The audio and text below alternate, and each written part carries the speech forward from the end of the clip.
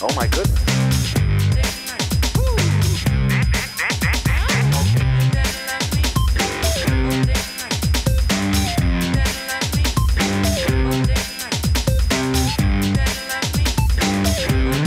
Please listen carefully.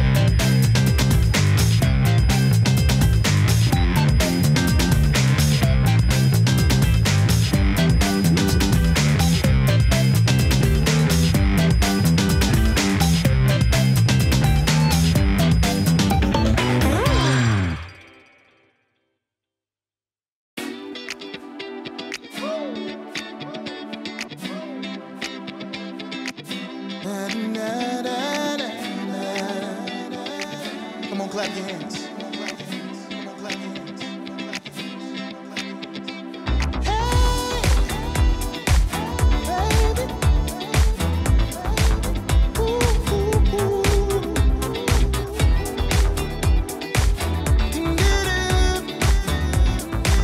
Hey.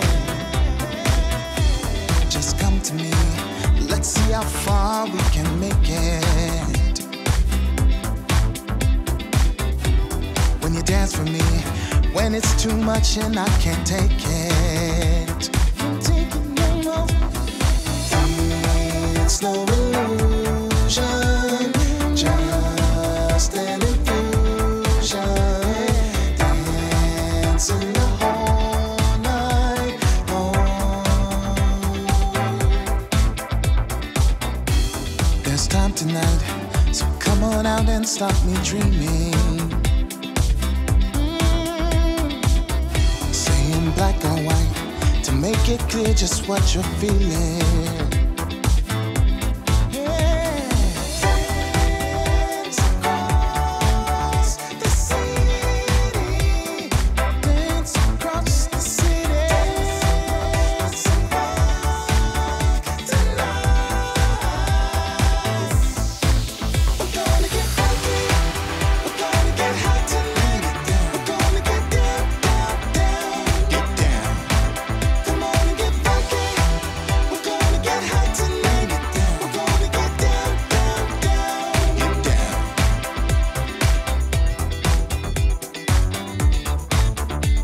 Woo!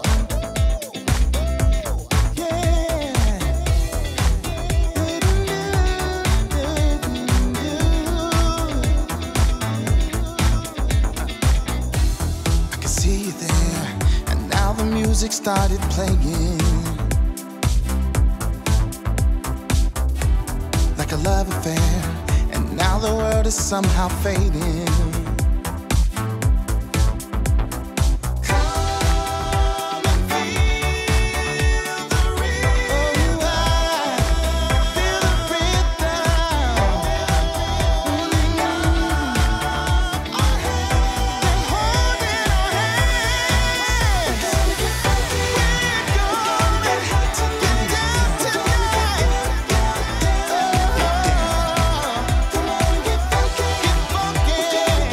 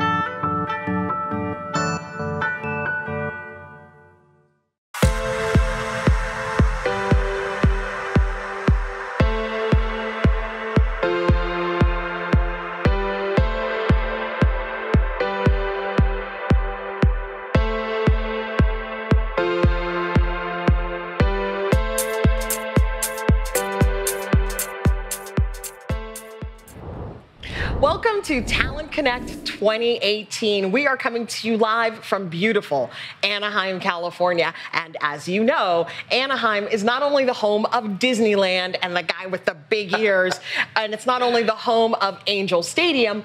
This time, it's also home to LinkedIn Talent Connect, the largest event for talent acquisition professionals in the entire world. We are so glad you could join us for the live stream. I'm Romaine Buck, one of your co-hosts tonight. I lead a team of customer success managers in LinkedIn's sales solutions line of business. And over the next 3 days, I will be joined by my talented co-host, Marty Finn, also from LinkedIn. Thank you for that intro. So hi, everybody. My name's Marty Finn. I'm a leader on our customer success team for our talent solutions business. Like Romaine, I hail from the Chicago office as well, but super excited to be in Anaheim today and to be with you all on the Talent Connect live stream this week. We have a fantastic couple of days ahead with some really inspirational keynote speeches and I think some fun and laughs too along the way. So thank you very much for tuning in. Definitely some fun and laughs, and we would certainly be remiss if we did not introduce the third member of our team, probably the one most responsible for the fun and laughs. You know, I mean, let's just call it what it is. Fair. Janesh Rollin, who is joining us right now. He is on the stage, getting ready for the action, but right now just checking things out to see how things are going. I think I saw him taking selfies and maybe stalking a few people. The dude loves a selfie, but does indeed love a selfie. Janesh, how are things going for you right now? Thanks, guys. Marty, your beard looks great, almost as good as mine. Romaine, looking flawless as usual. Hey, everyone. My name is Janesh Rollin. I'm a relationship manager for Sales Navigator over in LinkedIn San Francisco. I'm super excited to be joining you from the main stage of Talent Connect over here in Anaheim, where this year's theme is Insights to Impact. So we'll be bringing you great presentations on talent intelligence, talent development, and the future of the workplace. So stay tuned over these next few days as we're bringing you all this great stuff, and I'll hand it over back to you guys in the studio. Thank you. Thanks, Janesh. Ooh, Marty, he called you out on your beard game. Are you okay with that? I mean, I heard him asking the makeup artist this morning to pencil his in, so I'm not like that concerned, but I do appreciate the check-in. We don't want like major drama on day one. Definitely don't need beef. Save that for the third day, at least. Day 3 material. Okay, well, moving on now that we know that there's no drama there, we first of all want to say thank you to all of you for joining us on the live stream, whether you're at home or in the office. We know it's not easy to take time out of your day to watch the live stream. And we know that some of you wanted to be here with us, and maybe instead you're at home with a viewing party. So we want to make it fun for you as well. So we are having a contest. We want you to take a picture of that amazing viewing party that you're having, maybe with lots of hors d'oeuvres and lots of friends and lots of insights. Take a picture, upload it to our live stream using the hashtag TC18LiveContest. It's amazing. Marty, I know you were taking selfies. You are not qualified for this. You are... Really? Yeah, you can't. Okay, well, you can't do it. That was a waste of an hour, but my mom will still appreciate it, probably. But, you know, in addition to that, Romaine, this year, so, you know, we work at LinkedIn. We get a lot of people asking us, how do I make my LinkedIn profile better? Well, this is your chance, folks. So we're actually going to be inviting an industry expert onto the live stream to review some of your LinkedIn profiles in real time. And so we've invited Tim Sackett, who is the president of HRU Technical Resources. And he's also just recently written a book called The Talent Fix, A Leader's Guide to Recruiting Great Talent. And so if you're out there and you are looking to make your profile more attractive to recruiters or get in front of that company that you really want to work for, this is your shot. So you're going to want to upload your profile with the hashtag RockMyProfile, include a link there, and hopefully you'll get your shot.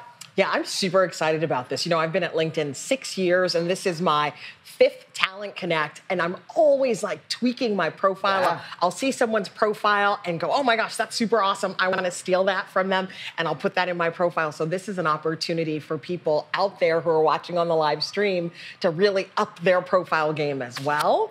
Ooh. And really see what they can do when they get the benefit of a professional. So super excited about that. So moving on, let's talk, shall we? we, Yes. about some of the amazing speakers that we have coming up today. First, we're going to kick it off with our very own Marta Riggins, who's LinkedIn's Global Director of Brand and Community. She's really going to get us started off right.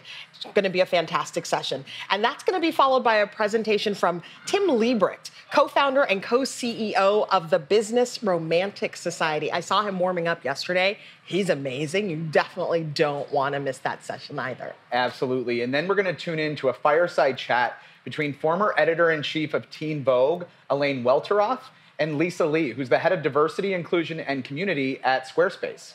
And then we're also going to have a chance to see a lot of featured breakout sessions, some from the engineering leader Leslie Miley and Stacy Smith, who is the founder and director of the Annenberg Inclusion Initiative. And beyond that, we're not just going to be having on the live stream all of the keynote speeches being streamed. We're going to actually invite those folks into the studio and ask them questions that we have, questions that you have. So please participate in the conversation. Submit any questions you have. We'll make sure to try and get those in front of those great folks. But you're definitely going to want to stay tuned for that. Yeah, that's one of the best things I think about the next 3 days is that we've got all these amazing sessions coming up with industry thought leaders, and we get to go behind the scenes with them, bring them here into our amazing studio, and really hear from them their thoughts and go deeper on these topics that they're sharing on the main stage. So it's a really unique opportunity that I'm super excited to be a part of, and you guys definitely don't want to miss it. So be a part of the conversation, upload your questions to the live stream, and we'll see if we can get your questions on the air as well. Yeah. So before we pass it over to our main stage, here are some of our tips for making the most of Talent Connect over the next 3 days. Number one, of course, is check out the agenda. Make sure you block off those sessions that you are dying to see. You don't want to miss those. Number two, of course, join the conversation on social. We want to hear from you. We're streaming live on Twitter, on YouTube, and Facebook using the hashtag TC18Live. So you can use that to get our attention. Also, grab a warm beverage of choice, whatever you like, maybe a snack as well. Find a comfortable place and get ready to hear from our amazing lineup of speakers. And in case you miss anything, Marty, although I'm not sure how you would because you're actually right here. Literally here. Literally but here. Folks out there might miss something, so. So in case they miss something, because you definitely will not, because you're going to be glued to this seat, all of these presentations will be available on our All Access website at the end of every single day. And with that, it's time to officially get started. So we are going to take you guys over to the main stage to kick off Talent Connect 2018. We will see you later this afternoon.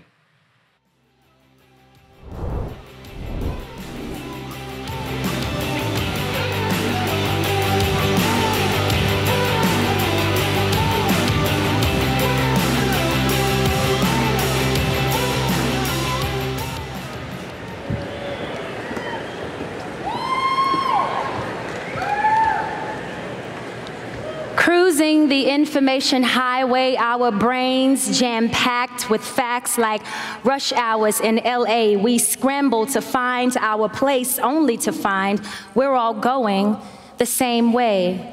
Where's the exit? This treadmill living, working hard and going nowhere. The abundance of information, it once got us there to the top of the ladder where all that mattered was our ability to retain and repeat. Now enter a new reality where we have access to almost anything, the world, at the touch of a screen. Our thumbs extra fit from scrolling in this deep sea of information. There is need of modern waves of technology that bring clarity like shine lights, lucidly leading to insight that inspires growth and horizons of change. And in this way, space is made for real human-to-human connections and knowledge exchange. Here, we merge the digital world of natives with innovation, because the future, it belongs to the designer, the inventor, the big picture thinkers, the people, and the creatives, from insights to impact. Imagine that, the collective of our genius, beautifully linked in.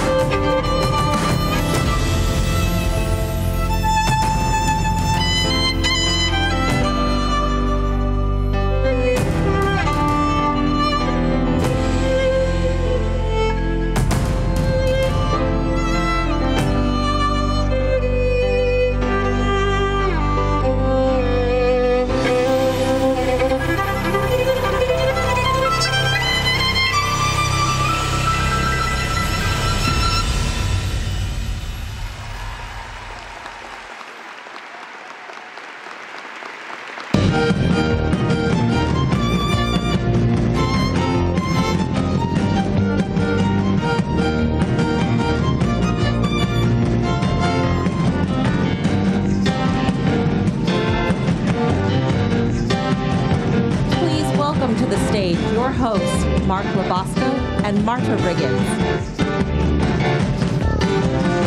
Hello.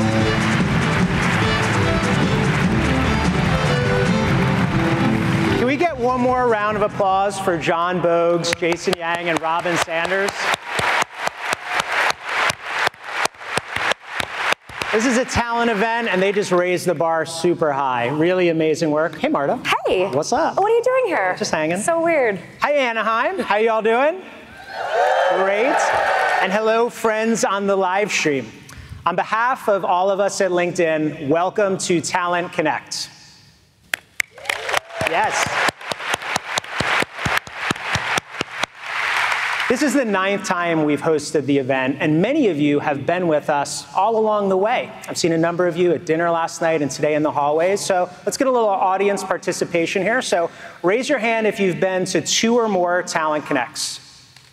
Nice. Okay, keep them raised for 3 or more, 4 or more, 5 or more, 6 or more, 7 or more, 8 or more, 9 or more. All right, so me, Dina Medeiros, and like 3 other people, let's get together afterwards and we can like hang and go down memory lane. My name is Mark Labosco. I'm responsible for our customer success and sales organizations globally for our talent solutions business. And we are very grateful you have all chosen to spend your valuable time with us over the next few days.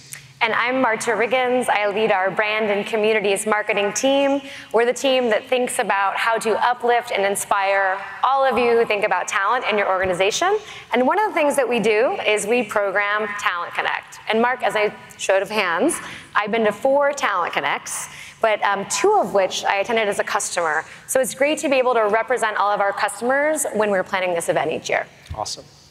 So we are so excited for this event for many reasons. One of them is this community. To be able to get 4,000 HR professionals together from 47 countries, for you all to be able to share best practices, whether it be in one of the in-lounge areas, during one of the breakouts. We are so grateful to have that opportunity to build and nurture this community. We're also really excited about being able to share what we've been working on over the past year as it relates to helping you hire more quality candidates at scale. Like every year, we've reimagined the entire product portfolio to bring talent intelligence to life, to help make data and insights help you improve and drive better hiring outcomes. But this year, we're really excited about inviting more of your colleagues from HR here to Anaheim. We're excited to be able to share what we've been working on that will help you across the entire employee life cycle, whether it be from planning with talent analytics. We're really excited about a product called LinkedIn Talent Insights, as it relates to helping you develop your employees through the acquisition of lynda.com a few years ago, and what we've been working on with LinkedIn Learning. And most recently, the news that we have intended to acquire Glint, one of the world's leaders in employee engagement. There's a lot of exciting things that are happening right now, and we look forward to sharing some of these with you. We're also really excited to be back in the OC. Yeah. A few years. Woo! Yeah, a couple OC folks in the house. Any Orange County people in the house? Yeah. Nice. So, what's going on in the OC? Well, we've got about 1.4 million LinkedIn members based here in Orange County. That's a nice number. Nice number. Yeah. About 200,000 companies represented on LinkedIn. Those companies, they've got about 80,000 jobs posted. So for those I spoke with last night that flew in from places where maybe the weather is not so nice right now, they're hiring. The OC is hiring, in case you're interested.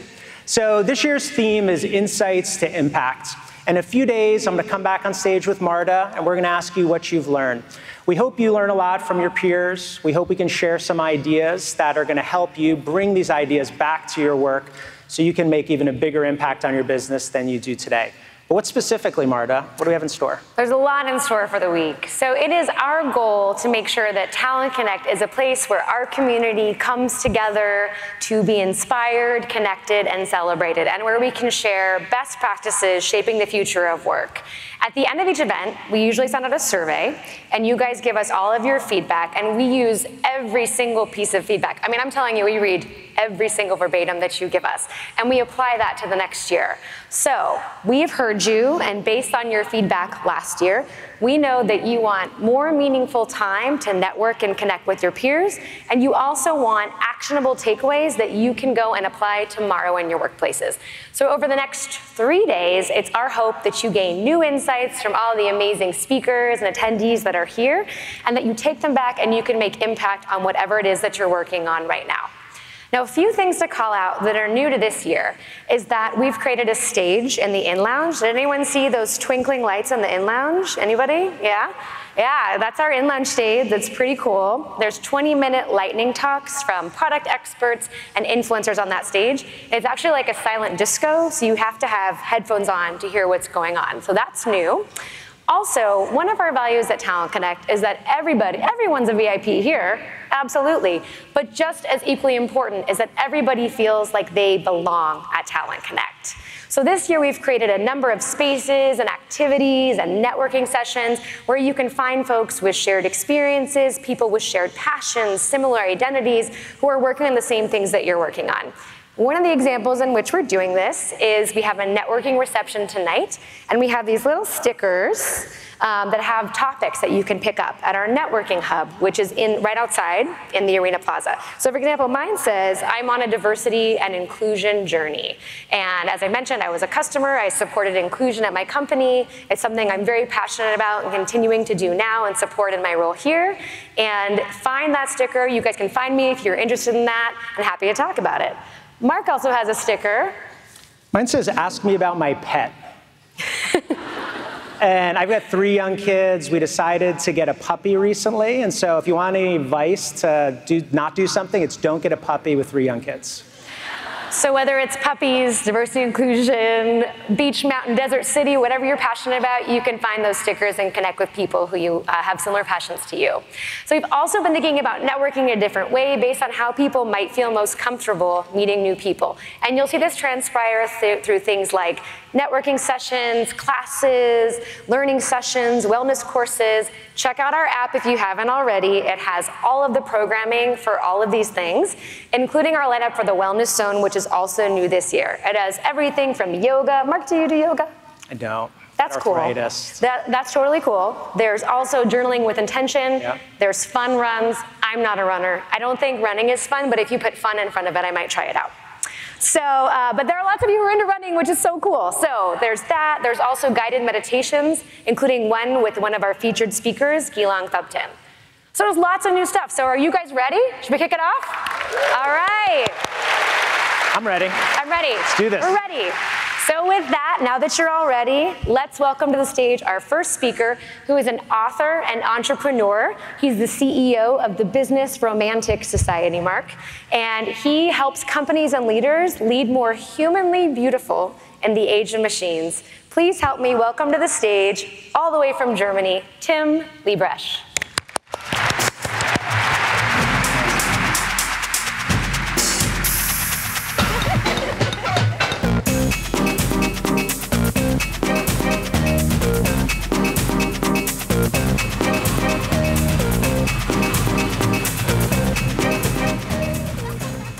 Thank you, Martha.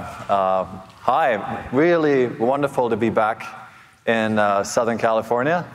I actually went to grad school here 15 years ago.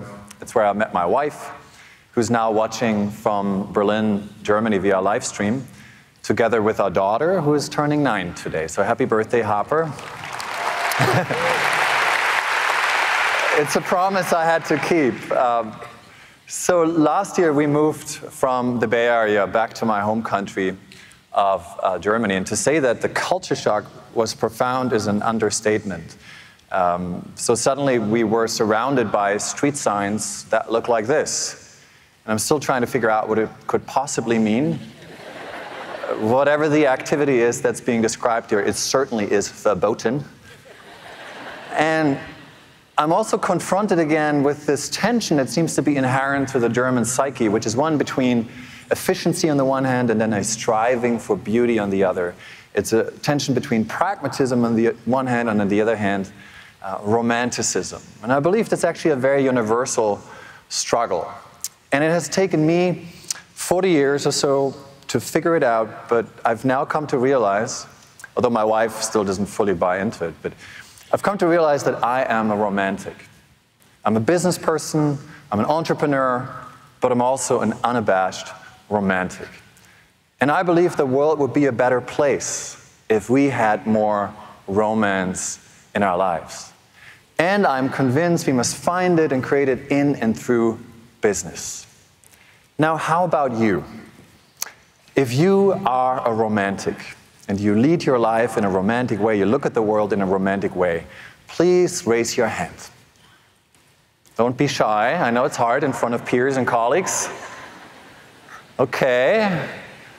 I think I would estimate that's about 33.5% of the audience.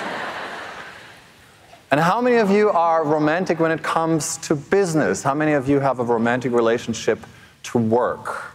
Raise your hand if that's the case. Okay.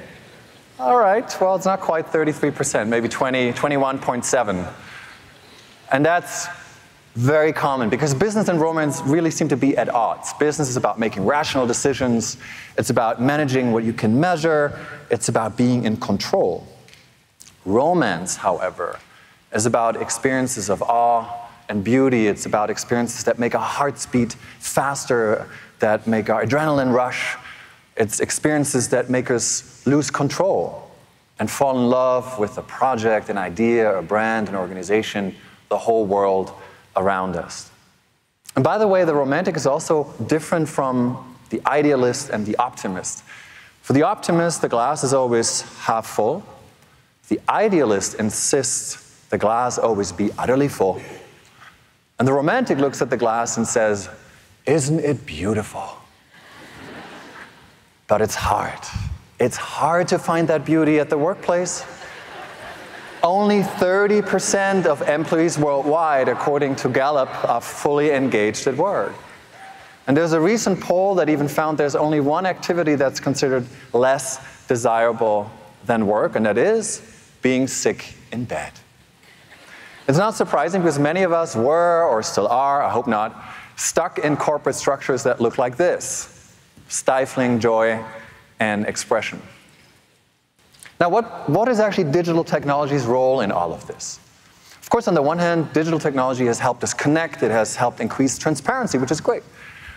But on the other hand, it has really done one thing really well, and that is scaling efficiency, and along with it, also increasing efficiency pressures. And it is to be expected that those efficiencies and efficiency pressures are only going to increase with the fourth industrial revolution, with the rise of so-called exponential technologies, such as artificial intelligence and robotics. 50% of the human workforce, according to one study, is expected to be replaced by AI and robots over the next 20 years. My friend and colleague Gerrit Leonhard puts it this way. He says, if you can describe your job in one sentence, then chances are you're not going to have one much longer.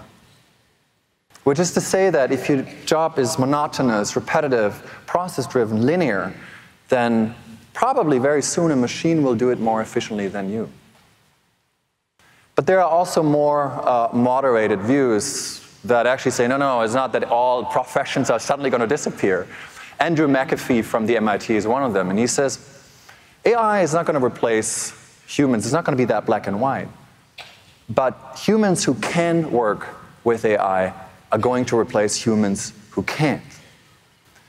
And in any case, this development, automation, is going to raise two important questions. One, what will it mean to be human in an age of machines?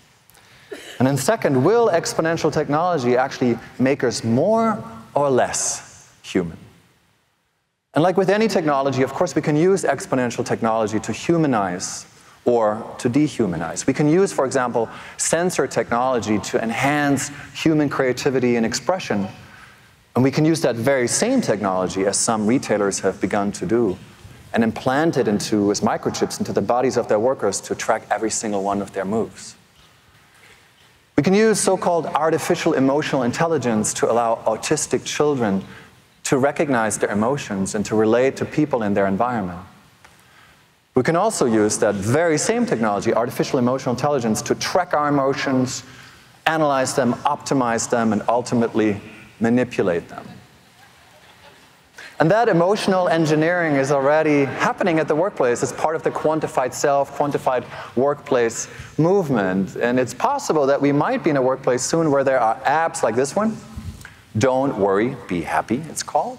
And it tracks your facial expressions while you're performing a task in front of a computer. And if you stop smiling, if you stop being happy, then it deletes all the progress that you've made over the past hour. A not so subtle way of fostering employee engagement. And this obsession with the quantification, the datafication, the optimization of ourselves has infiltrated the most private, the most intimate parts of our life. Case in point is an app called Spreadsheets that promises users to enhance their sexual performance based on a rigorous analysis of data from past performances. And if that's not your cup of tea or it doesn't work for you, then you can use this service, Breakup Text. That lets you send automated breakup text messages. Might be worth trying out. And soon we might indeed be falling in love with a machine, with a chatbot, with an AI, as was so beautifully portrayed in the movie Her by Spike Jonze, about which the New York Times wrote, "The great question is not whether machines will be able to think. The much bigger question is, will we humans still be able to feel? Is there a danger that we become smart machines ourselves?" Because when everything is automated, measurable, made predictable, then where do we find these profound experiences that punctuate our routines? Where are the strangers? Where is the strangeness? Where is the magic? Are we at risk of engineering the romance out of our lives systematically? Now, we've been at a point of similar disenchantment before, and that was about 200 years ago when the original romantic movement, the British, German, French poets and philosophers, revolted against the Enlightenment, the regime of practical reason and scientific rationality. They thought it was too narrow of a concept to grasp the expensive, rich human soul. So they espoused virtues and qualities such as suffering, inconsistency, mystery, ambiguity, unpredictability in response to that. And I believe we're now at a similar moment in time. We need a new romantic revolution. This time coming from the heart of business in response to the datafication, the automation, the optimization of everything, including ourselves. For romance is what makes us human. And romance is also the ultimate differentiator when everybody else is just maximizing and optimizing. He knows this. Jack Ma, the co-founder and until recently chairman of internet giant Alibaba, he had a remarkable appearance at Davos at the World Economic Forum earlier this year, where he said, yeah, let's invest in STEM and coding, that's all good, but let's not forget to teach our children about matters of the heart. Let's give them a sentimental education, because to thrive in a machine age, we need to feel more.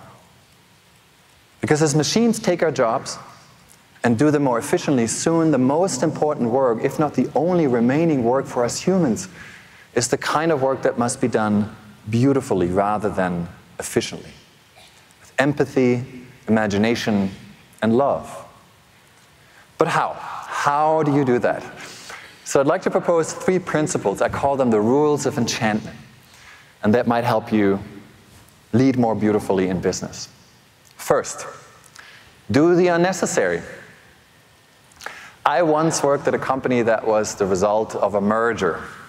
We were merging a mid-sized IT outsourcing firm and a small design boutique firm. We were bringing together 9,000 software developers, predominantly from India, with 1,000 creative types designers from the West Coast. And to unify these 2 vastly different cultures, we were going to launch a 3rd new brand and a new brand identity. And the new brand color was going to be orange. Now, as we were going through the launch plan, the management team, we decided, last minute, to cut the purchase of 10,000 orange balloons, which we had meant to distribute to staff worldwide. They just seemed cute, unnecessary, or as the CFO put it, not mission critical. So we cut them. And we didn't know back then that our decision to cut the purchase of these 10,000 orange balloons marked the beginning of the end. That these two organizations would never become one, and sure enough, the merger eventually failed. Now, did it fail because there weren't any orange balloons? No, not entirely. But it was that mindset behind that decision, the kill the orange balloons mentality that permeated everything else. It was toxic. You might not always realize it, but when you cut the unnecessary, you cut everything. To lead with beauty means to rise above what is merely necessary. So whatever you do, do not kill your orange balloons. He knew about the power of the invisible, the power of the unnecessary, Steve Jobs. He famously insisted on designing the interior of computers, the motherboards, with the same love and the same rigor as the exterior. And he said customers don't see it, but they can feel it. That's the power of the unnecessary. Now, what is the most radically unnecessary thing that a company, that a brand can possibly do? Well, it's to actively advise its customers not to buy its product. And that's exactly what Patagonia did, the outdoor clothing company. It placed ads in leading US newspapers at the height of shopping season saying, don't buy this jacket, don't buy our product. And they didn't really advertise the product, they advertised their values, because the purpose of Patagonia is to fight climate change with all commercial means possible. So it was a stance against radical consumerism. Sales actually went up, and it got them lasting, values-aligned brand attachment. It's really true what this German entrepreneur said once. Customers and employees are not staying with us because of what we do, but because of who we are. And especially in times of moral confusion, fake news, and exponential change, companies that stick to their values, their principles, that speak their truth, will have a sustainable competitive advantage. More than ever before, I believe, companies can be the meaning makers of our time. And not just that, they're also the great socializers. Which brings us to rule number 2, create intimacy. So I came across a study, I think it was 2 or 3 years ago, that stated that the average American has only one confidant, one close friend.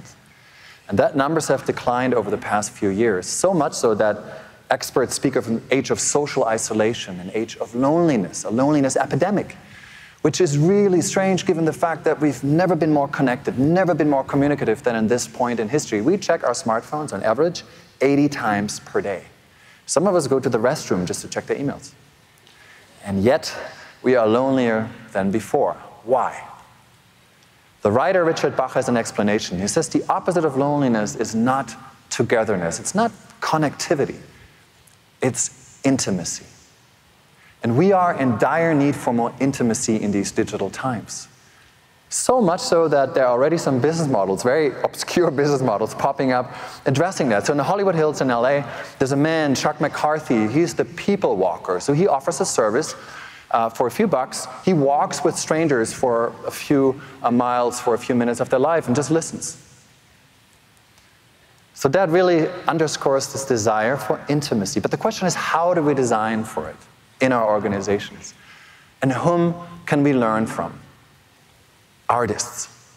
Artists are very, very good at crafting intimacy. Take performance artist Marina Abramović, who once held a show in New York City called The Artist is Present.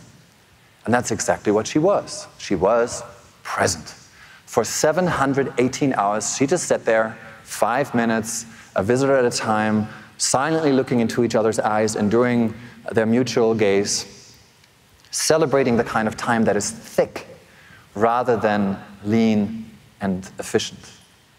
And it's this notion of thick time, thick presence, that is now also entering boardrooms and offices. For one, in the form of mindfulness initiatives. Aetna, the insurance company, has a mindfulness program that's very popular. SAP, the software company, has a head of mindfulness. Daimler, the car maker, has started to begin meetings with a silent minute. And there are even more radical formats, such as silent dinners, that some companies have begun to implement. I took part in one, and let me tell you, I've seen many strange things in my career, But spending 90 minutes with 30 German business executives silently over dinner was incredibly awkward. But it was also beautiful, because what happened after a while was that people dropped masks, they let down their guard, and in silence, we actually began to communicate more than we would have in the transactional networking, small talk setting of a traditional business event. So this is how you create intimacy. No masks, or lots of masks. This is what Danone did, the food company. It gathered its 200 leaders for a strategy retreat, and then it asked them to wear silly costumes, feather boas, wigs, hats, crazy hats, for the entire 3-day meeting. And this is actually, I think, the CEO, Emmanuel Faber, here on the left. They left with concrete decisions and a lot of enthusiasm. So the meeting was really a success. And when I asked the woman who had designed it, she simply says, Tim, it's very simple. The meeting was successful because never underestimate the power of a ridiculous wig. Wigs erase hierarchy, and hierarchy kills intimacy for the CEO and the intern alike. If you want intimacy, you have to remove hierarchy. And that's what this organization did. Buurtzorg. It's a Dutch caregiving organization that did something really remarkable a few years ago. It removed all job titles, all manager roles, and instead formed small teams of nurses and empowered them to do whatever they thought was in the best interest of the customer, of the patient. Two things happened. One, they've grown tremendously. They're very successful. Secondly, the cost per customer, the cost per patient actually went down. So they've become a more effective organization. They made better decisions. Why? Because they no longer only relied on abstract segments of data. They made decisions based on intuitive, intimate, personal relationships with the customers.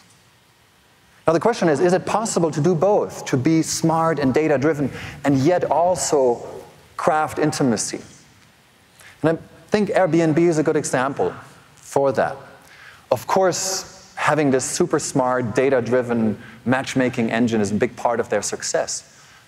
But at the heart of their brand promise lies a romantic premise, which is to step into the life of a stranger, to not know exactly what's going to happen behind that door. There's an element of mystique.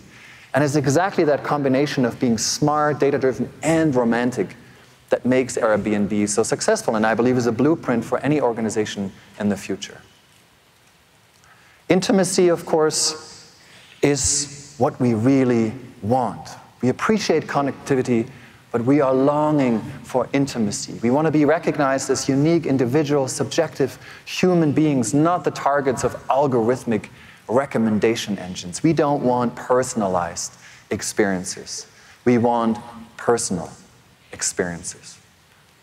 But intimacy requires one quality, and that is vulnerability.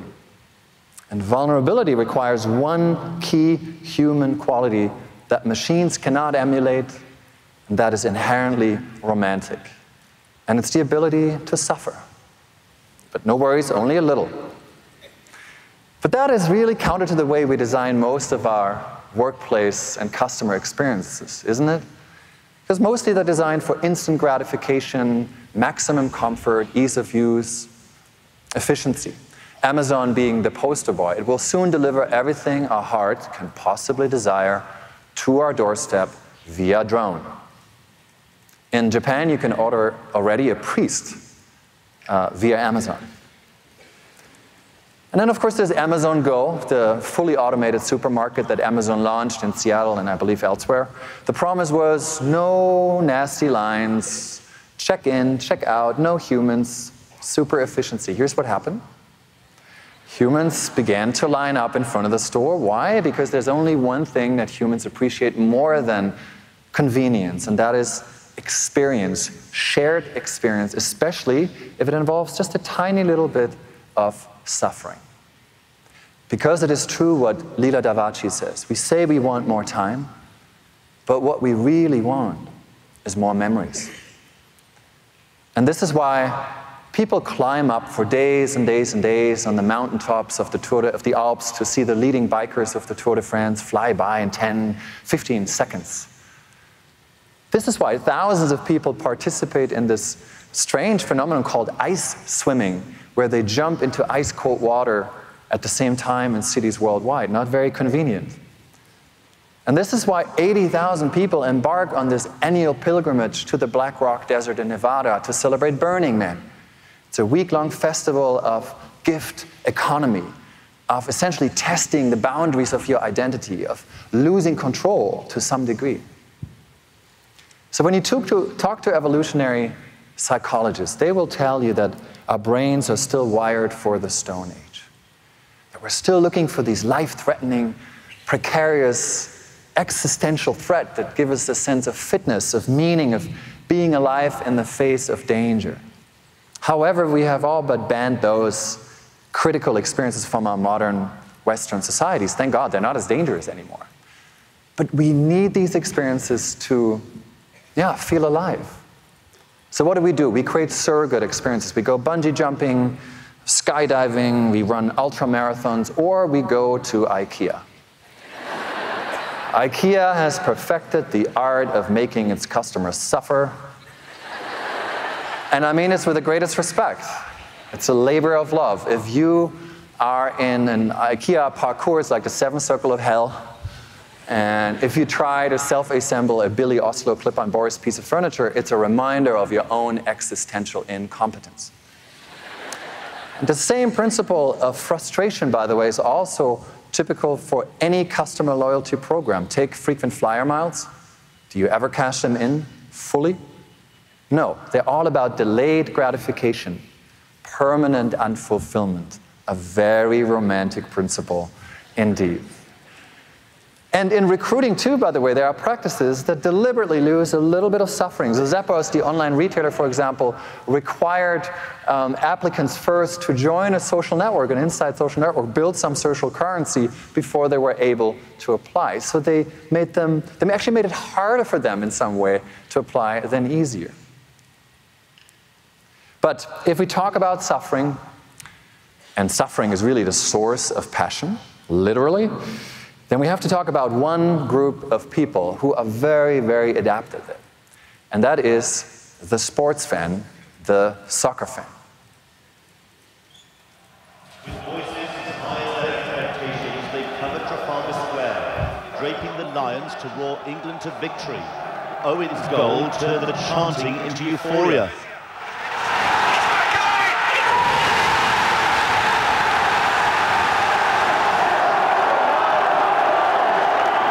At Heathrow Airport, tension of passengers waiting to board flights erupted into cheers.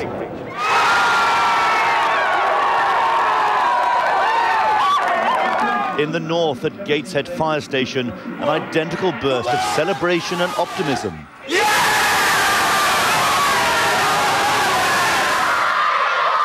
The children of Rector Drew School in North Wales were cheering a homegrown hero. This is where Michael I think as long as we're able to experience that amount of passion and joy, we don't have to be worried about AI and robots. But there's something else that's interesting about the sports fan. The true fan, of course, wants their team to win. But what is even more important is how the team wins. And by the way, also how the team loses. Right? The most painful defeats are actually much more a part of brand folklore and build a relationship to a club than the most legendary victories. But not so in business, right? In business, we are actually taught to grow up, to play, to win. I would argue, though, that in the future, we're all going to be losing a little bit. We will be losing control to some degree over our brands. We will be losing authority. We will lose the continuity of traditional employment. We will enter and exit relationships, organizations much more often. We will have to reinvent ourselves much more often.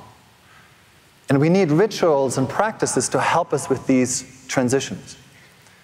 And here too, soccer can actually teach us a lesson.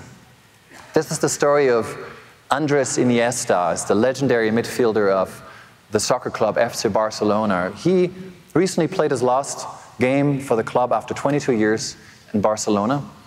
And he played his farewell game. And after the game was over, he walked back into the stadium and he sat down in the center circle of the pitch.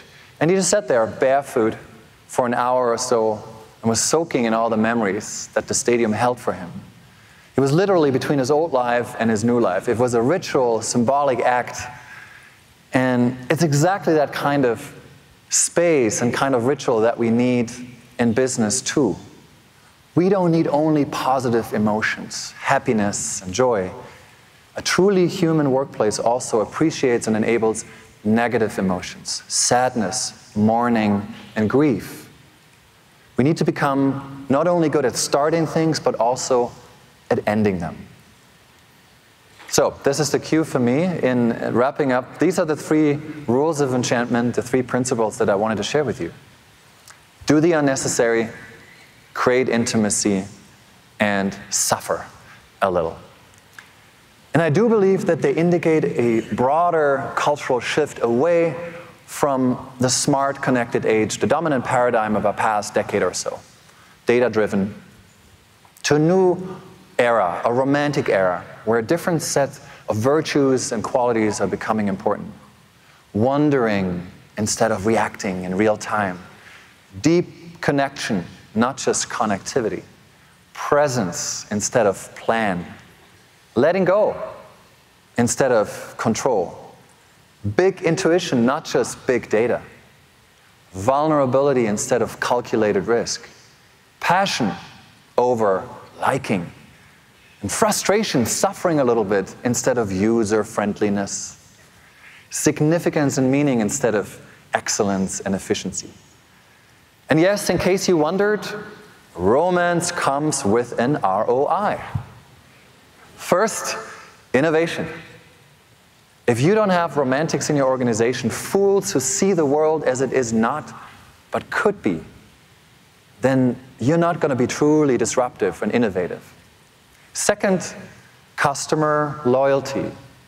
If you want your customers and your employees to fall in love with you again and again and again, you have to give them more than just solutions to problems. And then thirdly, I believe it's exactly those romantic traits that are inherently human that will actually make the fabric for jobs and skills that are going to be appreciated in the future in a machine age. It's empathy, intuition, imagination, and emotional agility. But if you ask me as a romantic, frankly, what is the ultimate ROI of romance? It's not even financial for me. It's very simple. The ultimate ROI of romance for me is more romance. And that is important. Because we live in this strange age of dissonance. We're more connected than ever, but we're also lonelier than before. We are drowning in an abundance of data and information, but the prevailing sentiment of our time appears to be one of loss. Losing stability, certainty, maybe identity, even our human agency in light of AI and automation. And this is why it's so important that we build and nurture workplaces, brands, and organizations that are like gardens and not machines. That value, again, what we cannot measure. That create products, services, and business models and experiences that are not only more useful, but also more beautiful. And I'm not only a romantic, I'm also an optimist. I believe if we combine the power and the magic of exponential technology with those inherently human qualities that I described, which for me are essential romantic traits, then perhaps we can not only be exponentially more efficient or exponentially more productive, but just a tiny little bit more human. And that, I hope, is a vision for the future of work in our societies that not only a romantic like me can subscribe to. Thank you very much. Thank you.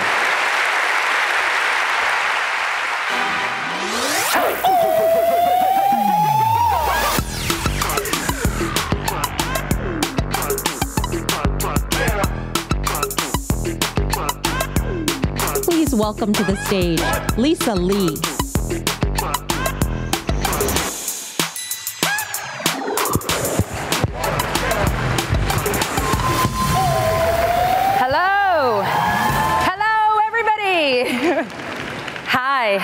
It is such a great feeling to be here. Can we please give it up for the LinkedIn team and the cast and the crew, the people who really made this happen and brought all of us together. Thank you so much. And hi to everybody who is tuning in on live stream. We're so happy to have you joining us. My name is Lisa Lee, and I lead diversity, inclusion, and corporate social responsibility at Squarespace. We are a platform that empowers millions of people with creative ideas to succeed. But we also know that individuals without a team, without a community, aren't successful if we don't do it together.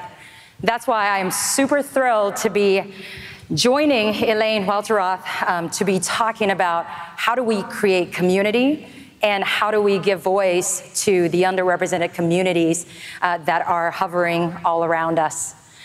So what do I say about Elaine? She is an incredible spark of joy. She is an award-winning journalist, author, and she was also the former editor-in-chief of Teen Vogue. And under her watch, Teen Vogue transformed into this publication, this platform that really civically engaged audiences that we didn't think could be possible. And not to mention, she is also the youngest editor-in-chief and the second African-American to be named in that role in Condé Nast's 107-year-old history. She is also a lover of boomerangs. She loves to tap dance. So please put your hands together and help me welcome Elaine onto the stage.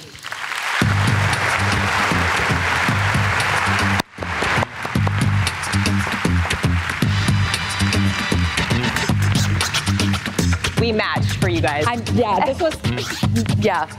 This was intentional. Hi, everyone. All right. Hi, everyone. It's more like it.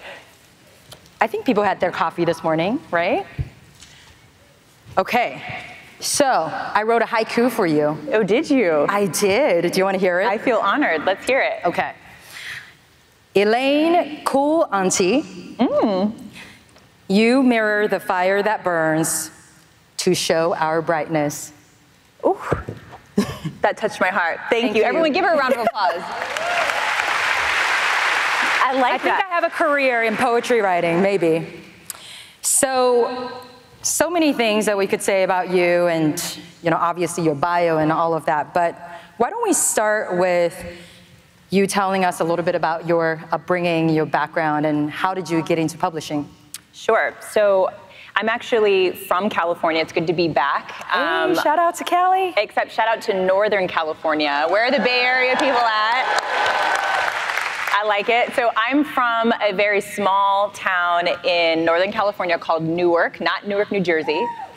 Wow. Okay, one. I heard one. Wow, over there's there. like one over there. I see you. And I grew up in a very sort of eccentric household. My mother is an African-American gospel singer. My father is this German-Irish, like acoustic guitar playing dude. And my brother is a punk rocker, who's actually here today, wherever you are. Hi, Eric. So you could say like I sort of came out of the womb into a very diverse household, but my community was predominantly white. And so I got very used to being what Shonda Rhimes calls an FOD, which is first, only, and different. I was usually the only person who looked like me in my classrooms, on my sports teams.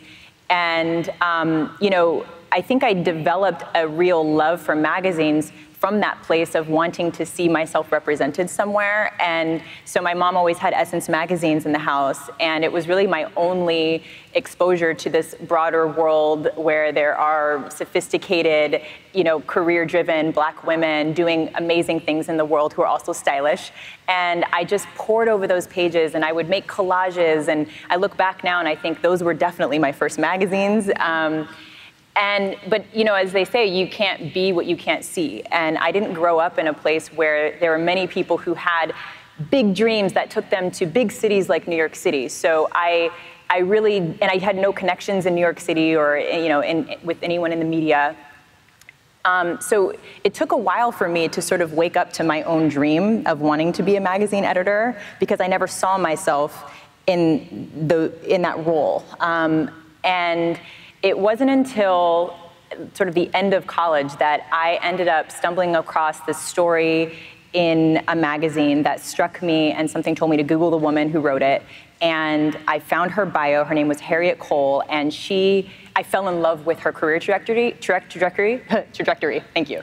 Coffee. It needs to kick in. But I fell in love with what she was able to do in her career, and she was a Black woman who spent her first 11 years of her career as a magazine editor. And I loved the way that she showed up as so authentically in her work, and I just decided to stalk her. So I called and We've all done that. Yeah, We've all done that here.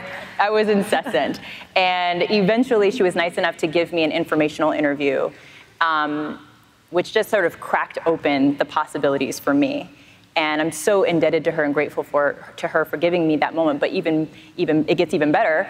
5 months later, she called me back out of the blue and said that there was an opportunity to work with her on set in California. She needed to find someone who could work for her for $250 for the day. And I said, I'm in. Mm-hmm. And it turned out to be a cover story with Serena Williams, you guys. She didn't mention that.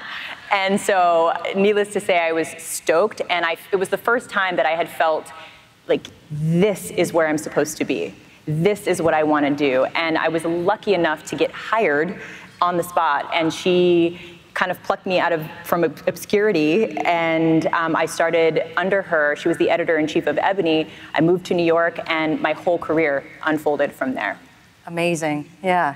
And I know that you and I have talked about this being almost like a fairy tale of a career story. Totally. But I think behind every single one of us here, we can all relate to that in some ways, that somebody at one point gave us that opportunity, right? Whatever that opportunity is, and we didn't make it here by ourselves. Of course. So I want to go deep with you. Let's go there, Oprah. All right. Let's go there. AdColor is this conference that I attended earlier in September. And it's this amazing conference, which I know you're familiar with. Tiffany R. Warren, shout out to her and the team for putting on just such an incredible gathering and community of people. And the theme of AdColor this year was the moment of truth. And, going through that conference, the entire time I was thinking about, what is my moment of truth? And I think a big part of that for me was realizing that at a younger age, when I realized that I was also an FOD, this Asian woman who grew up in South Africa, had parents who didn't really give us a reason of why we moved there, even till this day. And somebody who's just like so extremely passionate about diversity and inclusion work, even though a lot of the times Asians are not included in that conversation. It's starting to change. Yeah, it's starting to change, which is really important. But having that moment of truth of, well, you know what? If we're going to be an FOD, then let's lean all the way into it. Let's really embrace that and figure out what to do with that. And I'm curious to hear from you what has been, I'm sure there has been so many moments of truth, but what is one that stands out to you as it relates to the conversation that we're having today? It's such a good question, and I love the framing of it, because it makes you really think about your work as more than just work, but your life's work. Right? And I think my moment of awakening, or what do you moment of truth? Moment of truth. Oh, I love that moment of awakening. Moment of awakening. Too. Oprah says aha moment, which I like as well.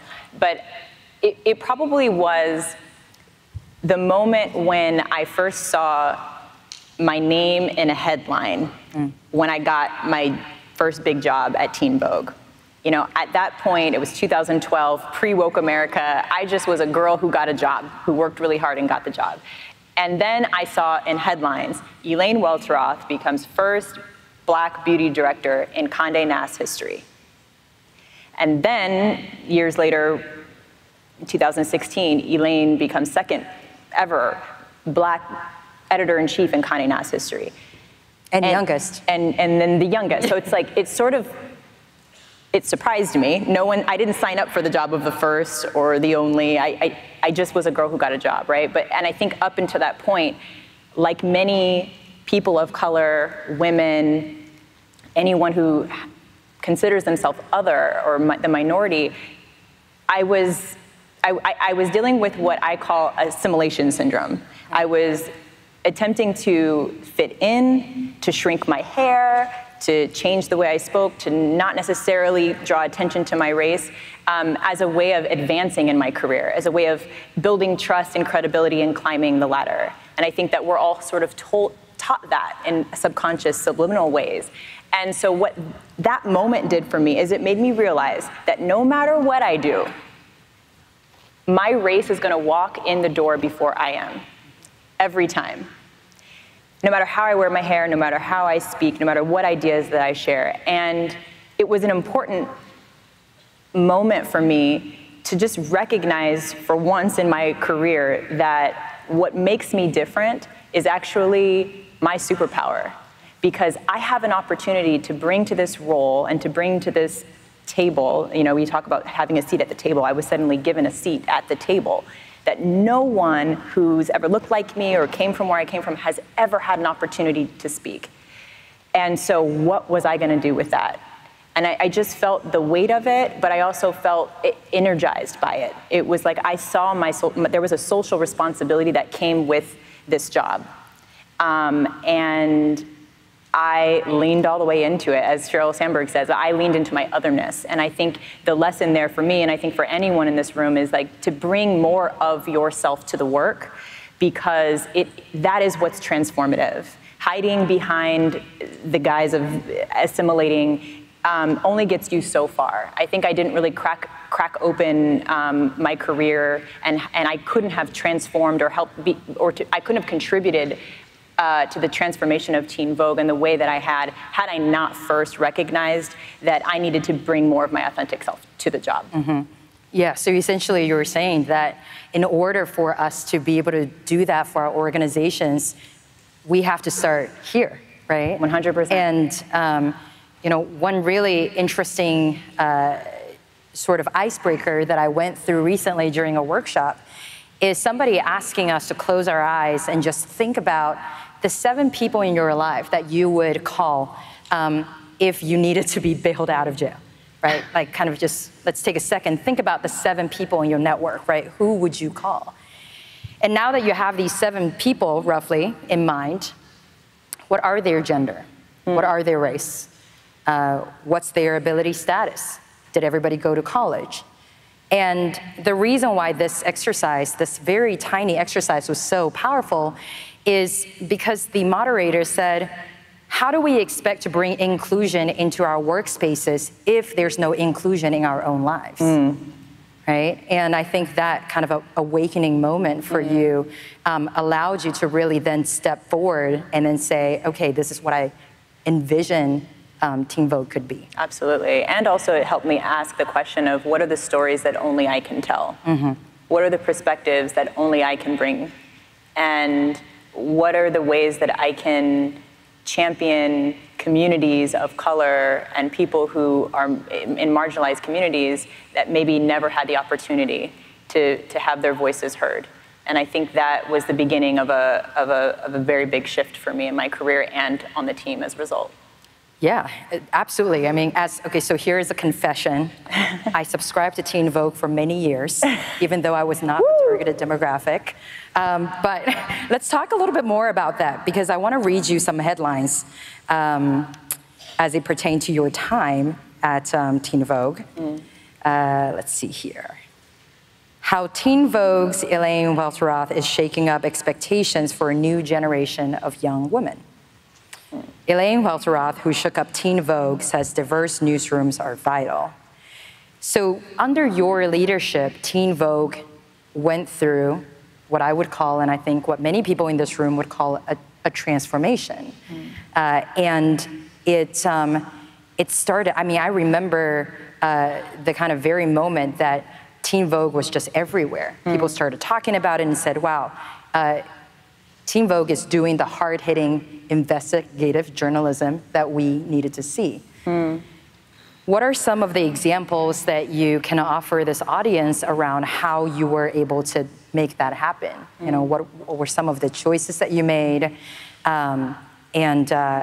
You know, even shifting the players inside the room, right? One of the quotes that you gave that I thought was so powerful is, in order for you to change the story, you have to change the storytellers. So I would love to hear more about how you were able to do that. How much time do you have? Well, let's see. We can talk about this all day. Well, thank you. I mean, that's very flattering. But I think it's interesting because, you know, the world loves a headline that, and a world loves the idea that there's this idea of an overnight success, right? And Teen Vogue was very much not that. And I'm so excited to be here in this room today to talk about some of the changes behind the scenes that never made headlines, that helped us arrive at a place where we could do more meaningful work. And it really did start with changing the players and also changing the culture internally. And it took time. I mean, I was at Teen Vogue for about 6 years, and 5 of those years were sort of under the radar, and then there was this big peak. And I think, you know, it's important that we do talk about the fact that you have to change the storytellers in order to change the story if your goal is authentic representation. Because at a time like this, I think the terms diversity and inclusion have become buzzwords that we throw around, that make us feel good, but we don't really know sometimes what that really means. And I think that especially in this data-driven world that we live in, sometimes we lose sight of the power of just human instincts. And we forget that the issue of diversity and inclusion is a human issue. Absolutely. And we need to look at it through a human lens. And so a lot of the insights that myself and other people on the team arrived at that helped us transform this brand came from just listening, observing, asking hard questions, having hard conversations. They didn't necessarily come from the data. You know, when I inherited this brand, it was a beauty and fashion magazine for teens. But we saw that there was white space to fill. When I looked online, we did what we at Teen Vogue called social listening. And really it was just stalking our readers online and the thought leaders that they follow and seeing that they're talking about so much more than just what's on their bodies. They're talking about their identities. They're talking about the issues in the world that affect them. They're talking about intersectional feminism, and they're talking about LGBTQ equality, and all of these issues that were so much more multifaceted. And we realized that this is the most diverse generation of young people that has ever existed, and this is also the most connected and informed generation. And I think we all could see very clearly upon introspection that we were underserving them. And I think I realized I wanted to be a home for all of their identities, all aspects of their identities to be celebrated. But how do you do that? You know, like DeRay McKesson, who's an activist, that he came to speak at Condé Nast to all of the leaders of the brands one time, and he said this, and it stuck with me. He said, "We aren't born woke. There are moments of awakening for each of us." And I love that quote. Although the word woke itself is so overused and it's like very 2016, I think that the idea if you're still using it, it's fine. You get a pass. Don't overuse it. You know, use it sparingly. But what I loved about it was this idea that, you know, wokeness doesn't work like a light switch. You don't just turn it on, flip it on, and say, "I got this. I'm woke." It's a process of unlearning what you've been taught. It's a process of intentionally seeing beyond your privilege and to see the injustices that face people and communities that may not affect you, and learning how to better service those communities, to be allies for those communities, and also to start within.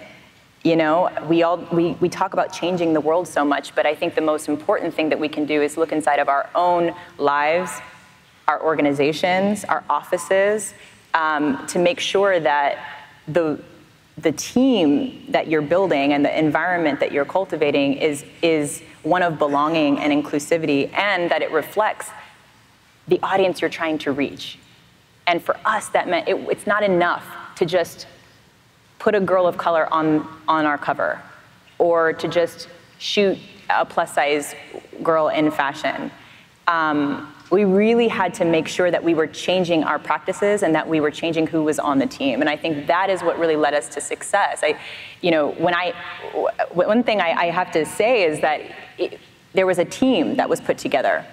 It was myself, at 29, biracial girl, with all this big hair, let's give her the job, with this 6-year-old gay guy from Boston who was not from a fashion background, who was leading our digital team, and then a 40-year-old French woman who was raised very traditional fashion background, who was the creative director. And we were sort of put together, and it was sort of like, let's back up and see what happens. And I like to say it's like one of the biggest diversity and inclusion experiments in the history of modern media, because Teen Vogue, like many magazines, was in a very challenging time where, print subscriptions were down. We were in a bit of an identity crisis with, losing our point of difference. There was the rise of social media and the internet. Why do you need a brand like Teen Vogue? And we had to answer that question. And so I don't think that there were high hopes for the brand, if I'm completely candid. And so we got these jobs, and it was sort of like, good luck. And within a year, we saw our print subscriptions jump 400%. And we saw our digital footprint grow from 2 to 12 million. We were able to reach and cultivate relationships, add value to these meaningful relationships with marginalized communities. And it was sort of like, no one saw that coming. But the way that we arrived at that was first looking inside of our newsroom and changing the complexion of our team, and then changing the conversations that we were having in order to change the work that was coming out of our brand. And luckily we did it under the radar. We didn't have to ask for permission. We really just kind of asked for forgiveness. And then when it worked, it sort of became, it was a bit of a surprise for all of us. We took a lot of risks. And when it worked, I think it became a case study for why diverse leadership is so important, and why it's so important to cultivate teams where there's a sense of belonging and people can bring more of themselves to the work, because it results in innovation. Mm-hmm. Absolutely. And I'm so glad that you talked about the human instinct portion, because I think this audience here, I think we all work for companies that will call ourselves data-driven, right? That we are really into data, we are really into analytics, we analyze everything. But I usually always say that you don't need to look at a whole bunch of graphs and charts to know what your office looks like and what perspectives are lacking. It's not uncommon that I would go into a meeting, and then halfway through the presentation, the senior leaders will say, I wonder how the employee stats look in terms of our technical versus non-technical workforce. Okay, well, we have that. Here you go. I wonder how things would look different if we applied age to it. Okay, here you go. And it just, I think people in D&I roles get put in this really weird position of chasing the data. And at some point, we really just have to stop and go, it doesn't really matter how you slice or dice the data. The fact is, you have X percentage of underrepresented people in your company, and you know that. And when we start to overly intellectualize the data, we've lost people, right? So I love that you said that. And, let's talk a little bit more about like the hiring aspects of things and changing the makeup of the people who are putting forward the stories. Because I think one of the really interesting and really cool articles that, we saw coming out of Teen Vogue was around culture appreciation. And that was a piece, and I'll let you tell a little bit more about it. But that was something where you center the storytellers. And I think when we talk so much about diversity and inclusion, we talk about it, yes, absolutely, in the terms of that it's the right thing to do, and it absolutely is. But we forget, exactly to your point, the innovation that comes out of that, right? Without a diverse and inclusive audience or workforce and so on, every stage along the way, you miss out on these really important stories that reach people and people want to hear. It's so true. I always say it's, diversity and inclusion is more than just something nice to talk about. It is really a business imperative, especially in an age like this one, especially if you want to be a competitor in a global economy, you have to open up your eyes and say, are we reflecting that global economy internally? And so, it's a two-part question. I think the first part regarding hiring, we set the intention that we wanted to create a masthead where there was someone on it that anyone we were hoping to reach could point to and say, I see myself in that person.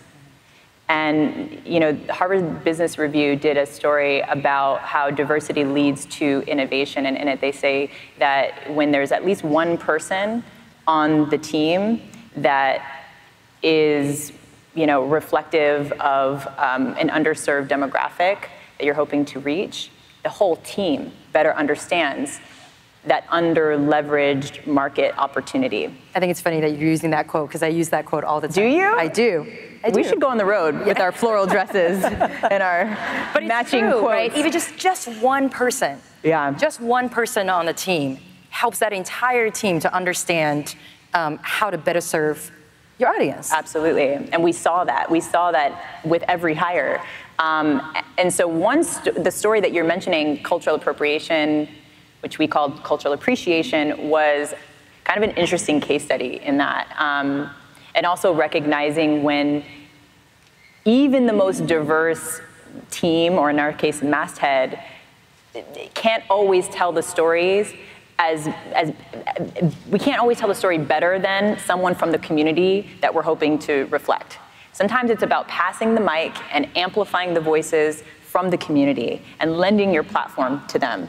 And so this was an example of that, where we saw online on social media every season, especially around Coachella and New York Fashion Week, Teen Vogue, among many other magazines and designers, were being called out for cultural appropriation.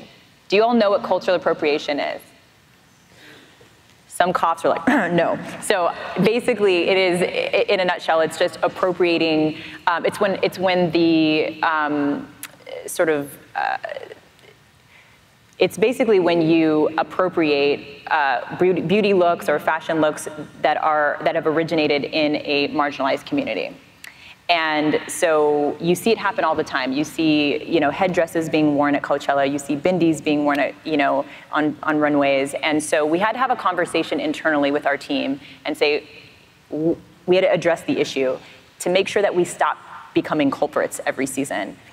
And we had to create a safe environment for people to ask questions like, why is it wrong to put cornrows on a Caucasian girl with blonde hair? It's just celebrating that culture. Why is that wrong? Or, we had to really unravel this issue to make sure that everyone on the team understood the nuances of it, why it was triggering and offensive to many people in our audience. And then once we all kind of got more on the same page, we recognized that we had a responsibility to our community to address it and to hopefully contribute something productive to this very controversial, very contentious conversation about race and identity. And so what came out of that meeting and that very hard conversation, very uncomfortable conversation for some people, was a story that we called cultural appreciation, where we tapped real girls from routinely appropriated communities, marginalized communities, and we asked them to come and let us shoot them in their sort of natural beauty, and we also asked them to explain on camera the difference between cultural appropriation and cultural appreciation. We asked them to talk about what these beauty looks meant in their culture. And it was a risky move for a brand that had been routinely called out for cultural appropriation. Right. We could have very easily got a ton of backlash. It was scary, but the whole team went into it together. And so it's important that your wins are together, your losses are together, you move forward as a team. And that's exactly what we did. We had a Native American girl named Dawnette come with her sort of like 3 or 4 foot feather that no one on set could touch, and she educated us about it and educated the world through our platform. And I can't tell you how good it felt when that story came out and it made waves in our community. It became a Twitter moment when a Twitter moment was a thing back in, I think, 2016. And it really reinforced for our team that this is a direction that we need to continue moving in, and we need to continue pushing past what we normally do, and we need to throw the old formulas out. And that is honestly what led us to great success. I just think but that's such a special example because it was one of the first times that we'd ever gone in this direction. And it really did start from having those hard conversations internally. Yeah, and I feel like for all of us here in the room, we all work at companies where those voices exist, right? They do. And when we stop and take a breath and actually make space to allow those voices to emerge, those are your storytellers, right? It doesn't always have to be your customers and audience. And I think we so often forget when we are so customer driven or we're so user driven that we forget that our employees are the ones here first and foremost, right, making those experiences for the people that we want to reach. So how do we center our employees and their stories and their experiences and really use that as a source of power to drive the organization forward? Yeah, I thought your example actually that you shared backstage was really interesting and profound around how a company that you formerly worked for, if you want to share the story, addressed the Black Lives Matter conversation and how that ended up being a moment of awakening for you. Yeah, absolutely. Summer of 2016, a moment that I will never forget when, after the death of Philando Castile and Alton Sterling at the hands of law enforcement, quite a few tech companies came out publicly to talk about racial injustices and for the first time really kind of taking a stance. For me to kind of usher the company that I was with through that moment, my moment of truth was realizing just how isolating it was, that it was a really scary place that I've never gone before for myself, and realizing that when I looked around at the leaders that I was trying to explain what this movement is about, what this hashtag stands for, that it overwhelmed me in ways that I can't even really explain. But what came out of that is just such an incredible, strong conviction for me that as we move along in our journeys, it is so incredibly important to create communities. You hear so often, I think, from women, people of color, that as they move up the ranks, right? We all know this. The data shows it, that people of color, women of all backgrounds, just drop off, right? We go from, something like 38% in entry level, all of a sudden to kind of 17%, et cetera, and so on as we move up.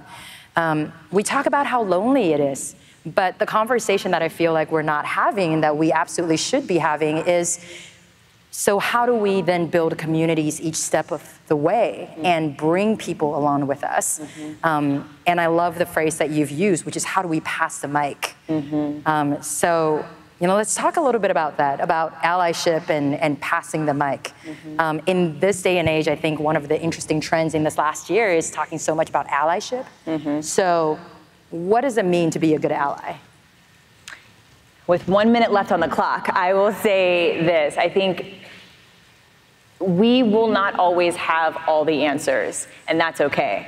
And sometimes our role is to just create space and to create an opportunity for someone else whose voice or voices have not been heard to have an opportunity to share their perspective. and to really just hold space for that. I think that is probably one of the most important things that we can do as leaders. And the other thing I would say is to, when you find yourself looking around at a room of people who look exactly like you or familiar to you, I think it's important to recognize that you're in an unconscious bias rut. And the only way to get out of that is to intentionally and consciously break out of the it's human nature to gravitate towards people who are like you. But to break out of that and break away from the notion that people need to fit into a corporate culture and instead start, it's not about a culture fit, it's about hiring for your blind spots. And then when you do that, creating a sense of belonging, creating an opportunity for those people to share their perspective, and you have to be intentional about it because it's counter to the way we were all socialized. And we're all a part of the problem, and we can all be a part of the solution. Absolutely. Thank you so much for this wonderful conversation. Thank you so much. Thank you. Thank you. This way.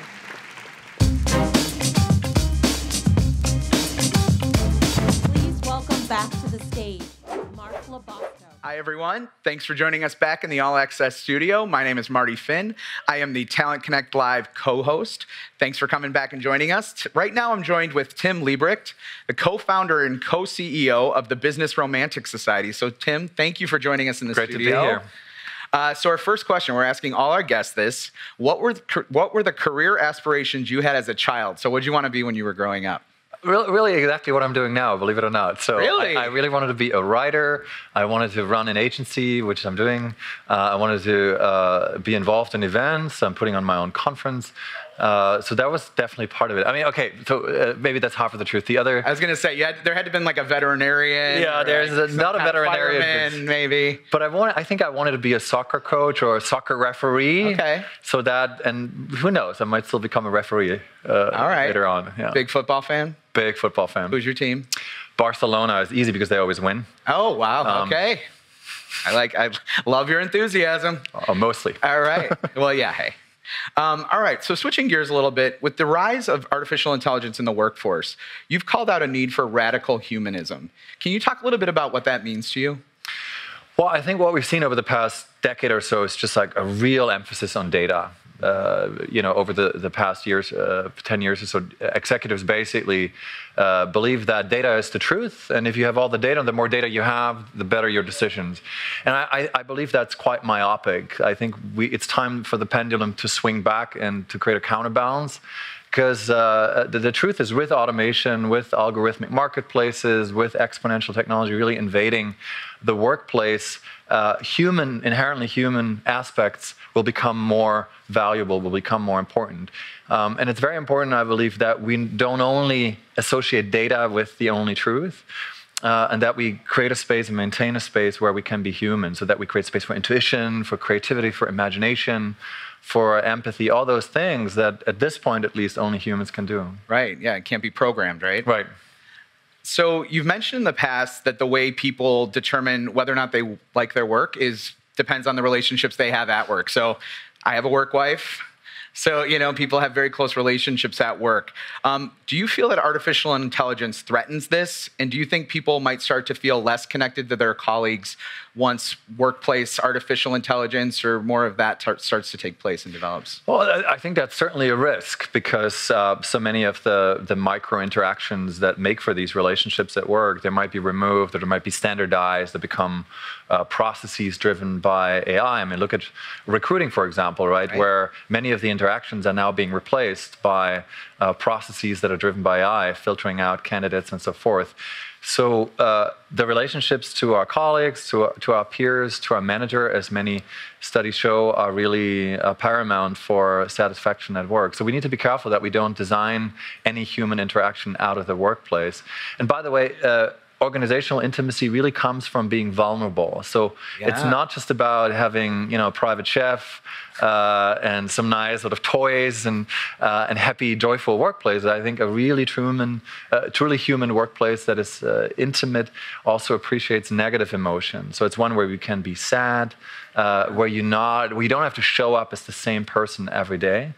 That really creates an authentic workplace. That really creates intimacy. And I think that will be a differentiator for at least those companies that want to remain human going forward. Yeah. And so for companies, I completely agree with the vulnerability piece. We talk about, I'm a LinkedIn employee. We talk about that a lot here. We've spoken about it a lot at Talent Connect in previous years. What is a step that you think companies can take to start to make vulnerability more of the norm within their organization? It starts at the leadership level, and there are things that employees can do as well, certain rituals or practices. At the leadership level, I think it's just key that CEOs embody that and that they really show and demonstrate that it's okay to be vulnerable. I mean, Satya Nadella, Microsoft CEO, is a great example when it comes to empathy and vulnerability. On the employee side, I think there are things that one can do. For example, mindfulness is a great tool to actually connect with your peers, with your colleagues in a different way. Just sort of recognize each other differently. And so, for example, there are now silent dinners or silent minutes, at least, at the beginning of meetings that some companies have begun to implement. It's a great way just to kind of silent dinner? What is this? I've never heard of this. So it's actually a thing now. I think it was actually created in Australia. It's a worldwide movement, and companies have begun to embrace it. And I took part in 3 or 4 actually now. And it's so basically you have dinner together with colleagues and you don't say a word. Sometimes there's a musical soundtrack, which makes it a bit easier. The more radical version is that there's nothing. And it's quite strange. But speaking of intimacy, it's very nice because you really begin to see each other and to actually tolerate the silence together. And it creates a bond, although you're not like verbalizing anything, but it creates a bond that is perhaps even deeper than, language. Nonverbal. Right? Wow, I've never heard of that before. That's really interesting. So speaking again about automation technology, if this eventually helps to create a shorter work week for humans, if that's so, how do you think that could impact our relationship that we have with work and maybe even potentially like people's self-worth? Well, there's a utopian or a positive scenario, and there's a dystopian scenario, and I think it's very much disputed. So the utopian scenario, at least let's say the optimist scenario assumes that automation will free us from mundane, monotonous work that we don't want to do anyway, and it frees us up to do work that is purposeful, meaningful, more actually focused on humans. Now, I think the challenge is, of course, that it's going to be, on the one hand, not easy to reskill people. So if you were someone who had a very process-driven task, you won't suddenly become, a media relations director. So I think that's one challenge. And I think the other challenge is that we're actually not used to having unstructured time. So the more unstructured time we're facing because of automation, the more we actually need to know ourselves, and the more we need to create a purpose for ourselves as well. Because work, in the sense of traditional employment, will probably become obsolete or not as relevant as it was, over the past 50, 60 years or so. So we need to actually all become more entrepreneurs of our own career, but also like makers of our own purpose. And that's not necessarily a skill that we're taught to develop at school. So I think that's really where it starts. But what a great opportunity too to have that time and think about like what does that look like for you to have that free time? I think that's incredible. So what would you say to artificial intelligence skeptics who might be concerned about their job security? So if a machine can do this, I'm not needed. What would you say to those folks? Well, there's a great line by Andrew McAfee from the MIT, who once said that it's not going to be so black and white. AI is not going to replace humans, but not immediately. But AI will very likely replace those humans who cannot work with AI. So we have to do kind of almost like it's a stretch, right? On the one hand, I think we got to embrace AI. We need to develop AI literacy and really acquire those skills and begin to work and cooperate with AI. On the other hand, those aspects of ourselves that are inherently human, empathy, imagination, creativity, artistic thinking, will become more precious. So we have to do both, which is a daunting task, but that I think is the opportunity ahead. If you are agile, emotionally agile, if you're able to reinvent yourself, If you're not limited to one specific task, then the future might look good for you. If, however, your work is based on a very vertical skill set that's very specialized and that is very much driven by efficiency and focused on linear process-driven work, then I think the future may not look so good. So for those people who might be, I completely agree with you, and thank you for that perspective, who might be still very scared about, maybe companies are dealing with maybe an older generational workforce. What's a good step or starting point to start to get your workforce to use that kind of change mindset? Do it.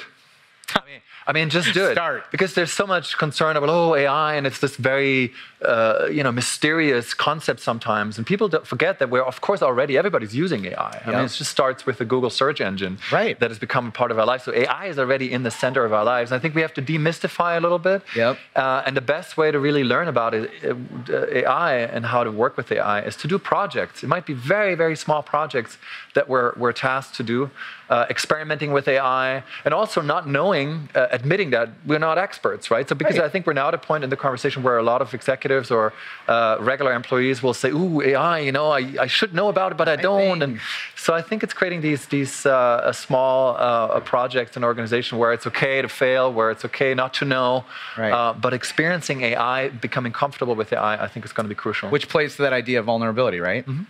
So last question, it's a LinkedIn tradition. Tell us something. So you obviously have a very extensive resume background, extensive LinkedIn profile. Congratulations on that. What is something we would not know about you by looking at your LinkedIn profile? That I'm very good at ironing. And I really love ironing. So, bring your shirts.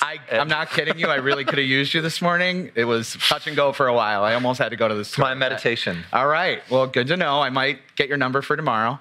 But thank you so much for joining us, Tim. We really appreciate it. Right now, I'm going to turn it to Janesh Ralan, our roving reporter, who's out on the floor right now at Talent Connect. Thank you.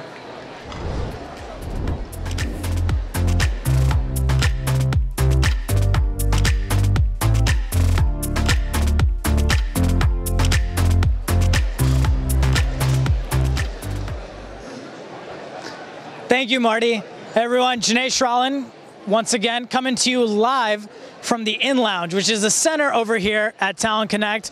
So if you look behind me right here, we got some great installations. Look at this thing. I'm pretty sure we took it from the MoMA. I can't confirm one way or another, but if someone from the MoMA is watching, hashtag TC18Live to enter the contest, talk about Talent Connect. But don't just take my word for how beautiful this place is. We actually have drone footage to show you the rest of it. Can we get the drone rolling? Cool. So we've got the drone. Look around you. There's some awesome stuff happening. We've got LinkedIn Learning with a developed neighborhood. Neighborhoods kind of all around you. The most popular neighborhood, we've got LinkedIn Talent Insights over there where people can kind of play around with it and see the new product, as well as our Rock Your Profile booth. So over there, you can juice up that profile, enhance that digital footprint. Your mom will be proud.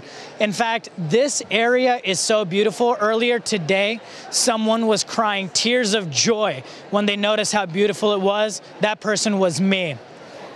And joining me now, we have a wonderful brand marketing manager, Daniel Eugene Linus Hoyle III. Is that your full name? No, not at all, actually. All right, well, that's what I was told. We're starting out strong. Okay, great. Dan, can you tell us a little bit more about what's happening here in the In Lounge? Yeah, so as you can see, it's kind of the center of everything in between our general keynotes here. So behind us actually is a secondary stage, which if you think of kind of the silent disco format, it's a bunch of folks who get to tune into presentations that'll be going on all day. So if you can't hear over the crowd, that's okay because you got a headset. And above that, these lights and everything kind of are on the theme of us, which is insights to impact. So you'll notice the same trend, aesthetic, color throughout the entire show today. And essentially what we're trying to do is promote folks to really get analytical with their day-to-day careers in HR and recruiting, as well as learning and development, and what that impact could then have on various parts and channels of your company. That's awesome, man. And so you got a cute purse you're holding. Thank you. What can you tell us a little bit more about this? Yes, so those of you at home, you really missed out on some cool swag. This is a lovely swag bag we got here for all of our attendees. And it includes great things like if you're feeling parched, Janesh, you know, like just power through right here. We got this canteen. What a gorgeous, gorgeous water bottle and canteen. Maybe come for... Wait, it looks like there's more. There are more. In the words of Steve Jobs, one more thing. One more thing. Take a look at this. Yeah. So those of you maybe shivering, and it's upside down. Those of you shivering at home right now, if you come to Talent Connect next year, you get this gorgeous blanket. And look, that's embroidery right there, Janesh. That's pretty good, right? So not the cheap stuff. That's amazing. So if you're not at Talent Connect this year, you're probably cold and thirsty. Yeah, but we can solve that. How can they make it to Talent Connect next year, Dan? So if you're watching this on the live stream, which it looks like you are, if you just take a picture of your view party and then submit that to hashtag TC18Live contest, we are selecting one folk, a pair, for tickets next year to Talent Connect 2019. And the location is to be announced on Thursday, which is when we'll also announce our winner. So tune into that for Thursday. That's right. You could be the lucky folk. And so thank you for your time, Dan. Thank you. We'll be coming to you with some more TC Live 18 content throughout the week. Thank you for your time, everyone. Hope you get to see the in-lounge from afar. Have you ever applied for a job? And as you spent the hour or so it can sometimes take to fill out a job application, you're wondering if your experience mattered? In the back of your mind, you were thinking, this is probably a pointless exercise? No? Well, women, candidates of color, veterans, professionals with a disability, non-heterosexual candidates, and older professionals all struggle with this.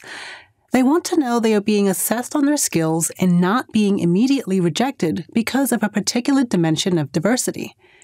The act of diversity recruiting isn't really any different than regular recruiting. What is different is the mission and vision as well as the expected outcome. Diversity recruiting is the active commitment to increase diversity within an organization. It's a concerted effort to overcome the traditional lens we are conditioned to look through and move toward engaging candidates who are not usually on your radar for any number of reasons. Each individual step in the diversity recruiting process impacts your desired outcome as a whole. Therefore, in order to create a successful process, your steps have to mimic those of the general recruiting process, with deliberate attempts to act without bias.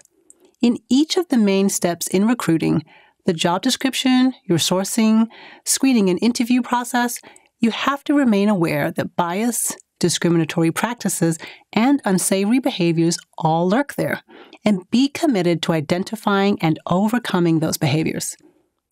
Take the example of a guy with a beard who is applying for a job.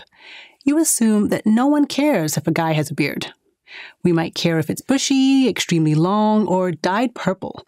But if you have a general, run-of-the-mill beard, no one gives it a second thought, right? Unless you're considering running for president of the United States. There hasn't been a single president with a beard in more than 100 years. Is that a coincidence? Or would you say that the people of the United States have a bias towards men without beards? If you could run for president, would you consider shaving your beard in order to have a higher chance of success? Think about that for a moment. You are highly qualified to be president. You meet all of the criteria. You are in great health and ready to take on the world, literally. But you are spending time wondering if your beard would prevent you from even being considered as a candidate. This makes your sourcing process extremely important because as a recruiter, you have to overcome the perception in the marketplace that candidates who haven't traditionally been hired by your company are actually welcome. You have to actively source, get out and meet people and let them know your company is interested in a candidate like them. The CEO is another example. Of the 479 male CEOs of Fortune 500 companies in the U.S., monosyllabic names were most prevalent. Pete was at the top, followed by Bob, Jack, Bruce, and Fred. Is there a bias against men named Jeffrey or Thomas? Have they shortened their names to Jeff and Tom coincidentally? Where does this come into play in the recruiting process? Who is doing your screening? How are they trained? What traits are they told to look for? Simply by being aware of the bias, you may find that more resumes with names like Jeremy or Bartholomew, or even Keisha or Jamal, make it past the screening process. Let's backtrack for a moment to what is usually one of the first steps in the recruiting process: designing the job description. It is supposed to attract candidates, but if it contains sexist language or information that is common only to a specific community, you are inadvertently discouraging candidates from ever applying, thereby narrowing your candidate pool before you even begin.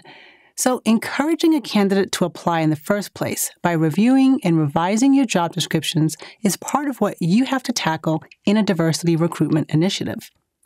This is why each step in the recruitment process needs to be reviewed and revised as appropriate. Otherwise, you can be sabotaging your outcomes before you've even begun. You don't need to have formal authority to have influence over your organization. In fact, influence often leads to informal authority.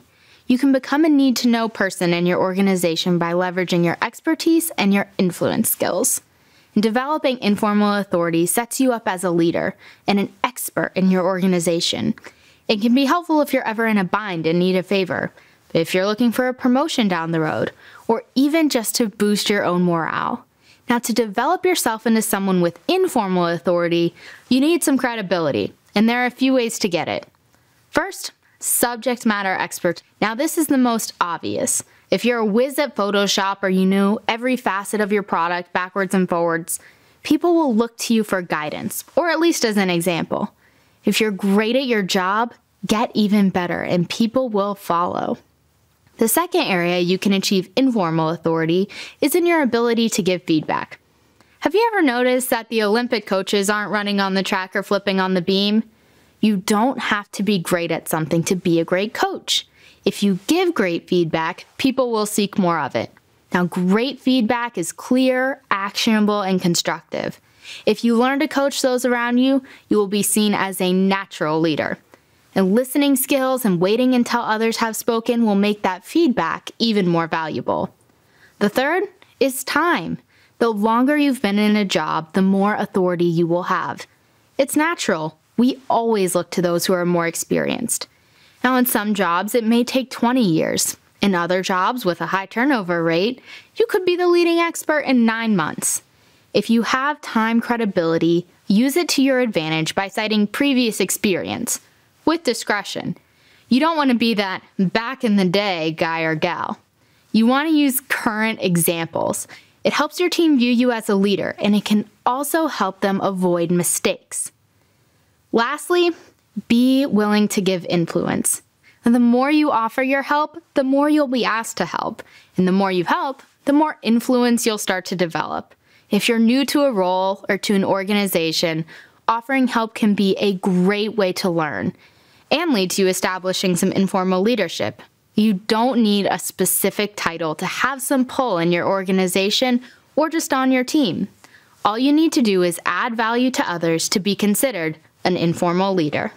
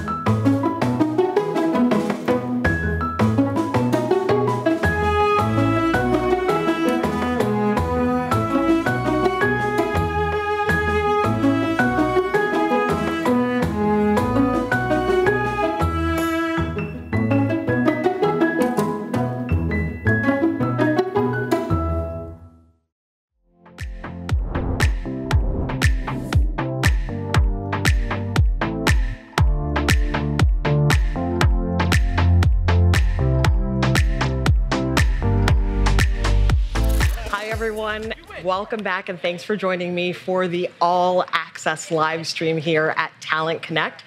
I'm Romaine Buck, one of the co-hosts of the live stream. And joining me now in studio is Elaine Welteroth. Elaine, thank you so much for joining us. Elaine is the former editor-in-chief of Teen Vogue. So happy you could be here with us today. Thank you for having me. You are fresh off the stage. Fresh off. How are you feeling after that fireside chat that you had with Lisa Lee? It was really powerful and insightful. Thank you. I feel energized. Yeah. I feel really energized. I had a chance to talk to some of the people in the audience on the way over here, and I think it was great to just hear the ways in which it landed for some of them and some of the challenges that they're facing in their organizations. So I feel really good, and I feel really proud that I was able to have that conversation with Lisa Lee, who is fantastic, and she's the D&I director at Squarespace. Yes. Yeah. Yeah. So it was a pleasure to be in conversation with her. So fantastic. I'd love to pick up that conversation where you left off, because one of the things that you talked about at the very end was the idea of passing the mic, if you will, and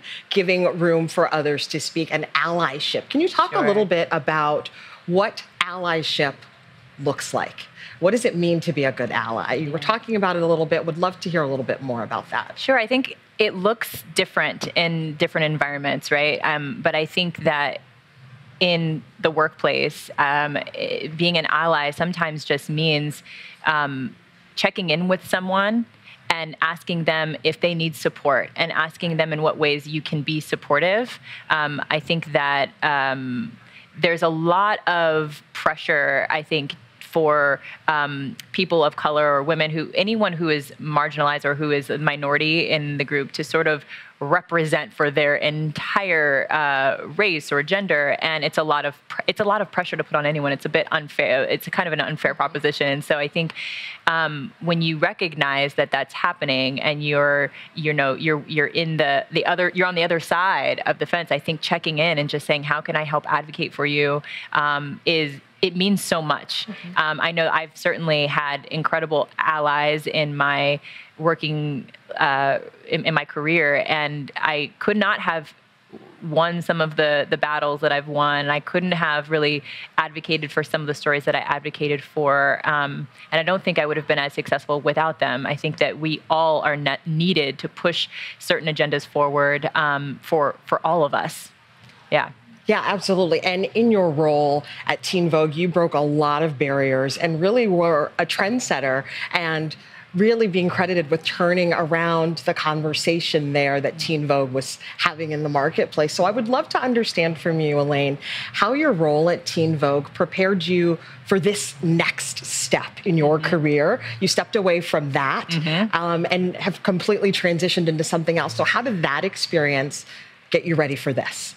Well, I think that what it did is, first of all, it helped me find my voice in my professional life. I think, I spoke a bit about this on stage, but I think for a lot of people of color and women who find themselves in leadership positions, you realize that there aren't a ton of role models out there for us. And so you become, by default, a trailblazer of sorts, and you have to rewrite the rules for yourself, and you have to kind of go trial by fire in understanding how to navigate these spaces as a leader.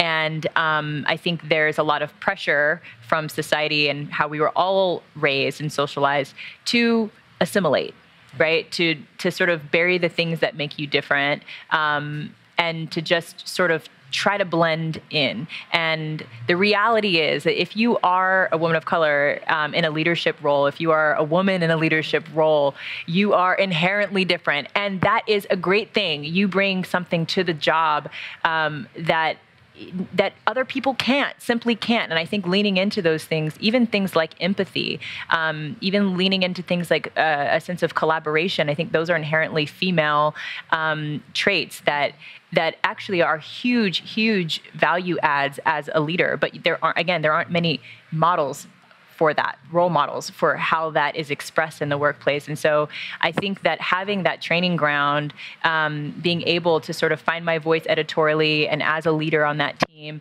to be able to help foster some other great leaders on that team, gave me a springboard to kind of go out into the world and navigate the world as my authentic self and approach my work from a place of authenticity and recognizing the power in just that. And so, you know, I'm writing a book right now, which comes out in May. I'm on deadline. Wish me luck. And I'm doing some interesting projects in TV. Yeah.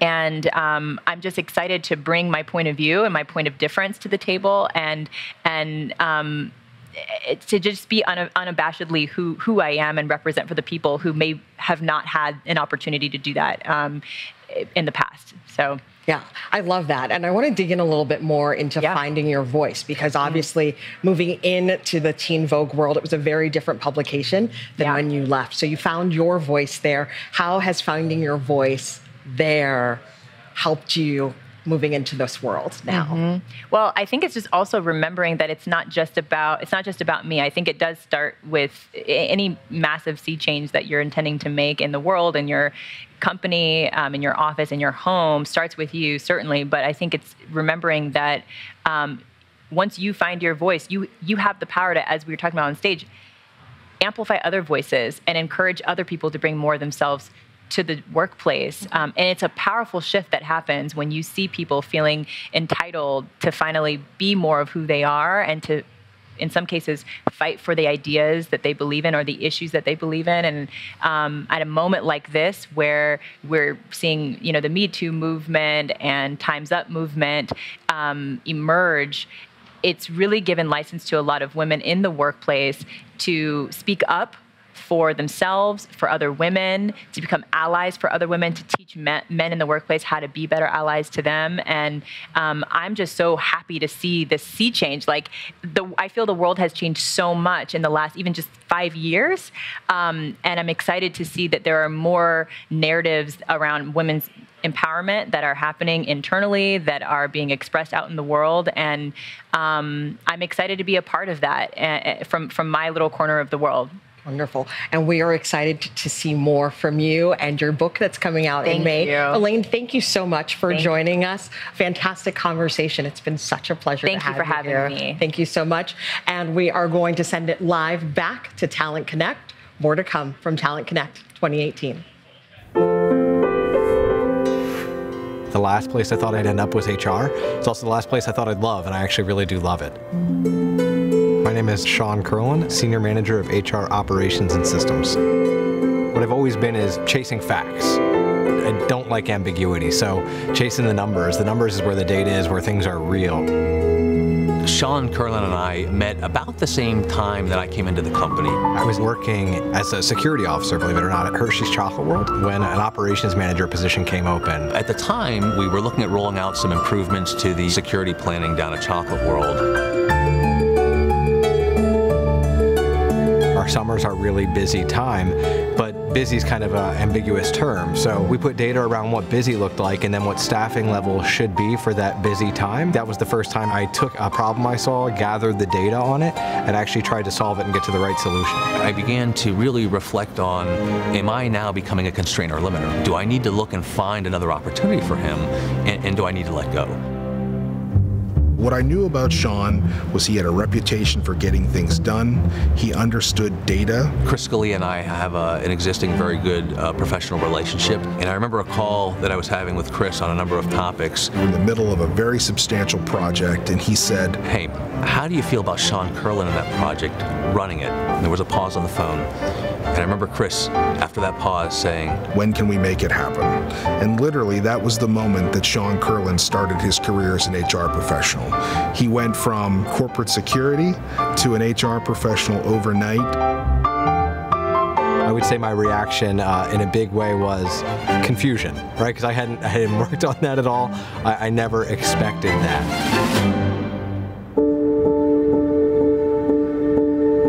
What has actually taken hold in the HR community is developing talent, using data and analytics. So I think that approach of actually asking the right questions and not letting your assumptions kind of guide you is something I learned from other colleagues in HR. I first had the opportunity to work with Sean on a data reporting project. Our first major project together was focused on defining the metrics for which we assess talent in the organization. I think it's really important to make sure that we understand the needs of the business first and foremost, and how are you then marrying that with the supply of talent that's available? We have a lot of partnerships that we work on, including LinkedIn, where I could go out and actually gather this information. By understanding the experiences, the skills, and what our employees have to offer, we can then link that and say, here are the people that we can leverage and lean into to do that. And LinkedIn is obviously a great resource to more holistically and collectively look at our workforce.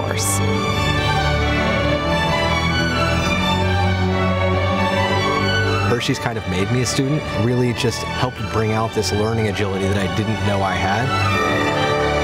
Sean's success in his new role in HR makes me feel like I was successful. For me personally, leveraging data has opened up many doors.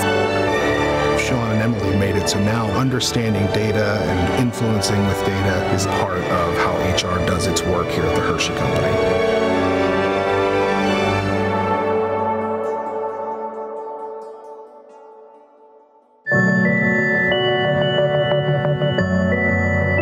I think that there is no other place in the world that is quite like Hawaii.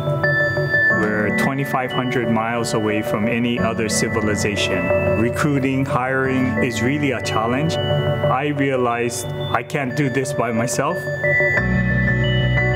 Enterprise Technology Services is the organization that I run. We set standards, direction, we're the enterprise arm for the state. We have two major challenges. The first being our geographic location. The second is the state of Hawaii has had record low unemployment. Anyone that wanted to find a job had a job. There was no way to push forward without having a workforce that could adapt, that could put new technologies in place. It's really difficult trying to find that perfect candidate. There weren't too many avenues available, so it's a lot of posting everywhere, trying to pray that we actually get the right person. We're not like in the mainland where somebody from a nearby state could just easily relocate to us. We kicked off a 6-month pilot to evaluate the products of LinkedIn. It enabled us to really develop the enterprise technology service brand. It also enabled us to tell our story. If you look at the amount of hires that we had the year before and the year that we've started using LinkedIn, you can see a significant difference. When I would put out a job application before LinkedIn, we'd get an average of 5 to 6 people apply for that job. Now, when I put out a job application, we get an average of 63 people apply for that position.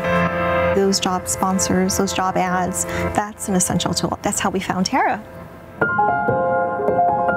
It was too great of an opportunity for me to pass up. I saw it get posted on LinkedIn and I was like, wow, this is exactly what I'm looking for. Who knew that the state of Hawaii was working on something so amazing? She was one of the top candidates. Her resume and her qualifications were definitely fantastic, and what we were looking for and what we needed for the project. Seeing that I was in the top 10% of the applicants, I thought the skill sets that they're looking for are really a strong match for me. At the time, I was outside Kansas City at the University of Kansas. It was kind of like, wait a minute, I could move to Hawaii? I was really excited by the opportunity because my daughter is going to be going to school here in Hawaii. With Tara's qualifications and her desire to move to Hawaii, we knew that she was somebody who would fit into our culture. To be reunited with my daughter here really means the world. It's so great to be able to see her grow up and become her own person. LinkedIn allows us to understand candidates better. Posting on LinkedIn gives us greater reach for candidates. If this job posting hadn't been on LinkedIn, I wouldn't be here today.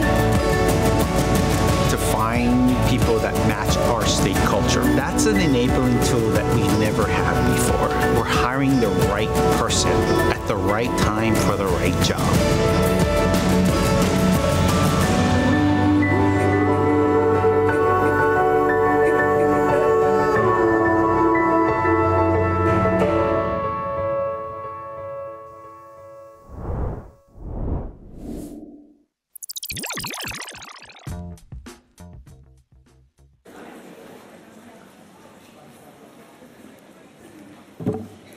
Welcome to Anaheim, and welcome to Data and Diversity, how to use data to combat bias in hiring, promoting, rating, and retention. And a special welcome to those who are tuning in to the live stream.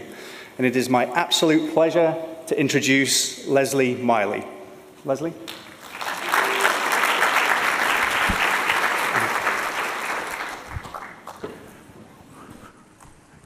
Good afternoon, everyone. And for everyone watching at home, good afternoon. I always wanted to say that. It's the first time I've had an opportunity to say that. This looks like a full crowd. I'm going to ask if you can dim the light so I can get a picture of everyone. Can we do that?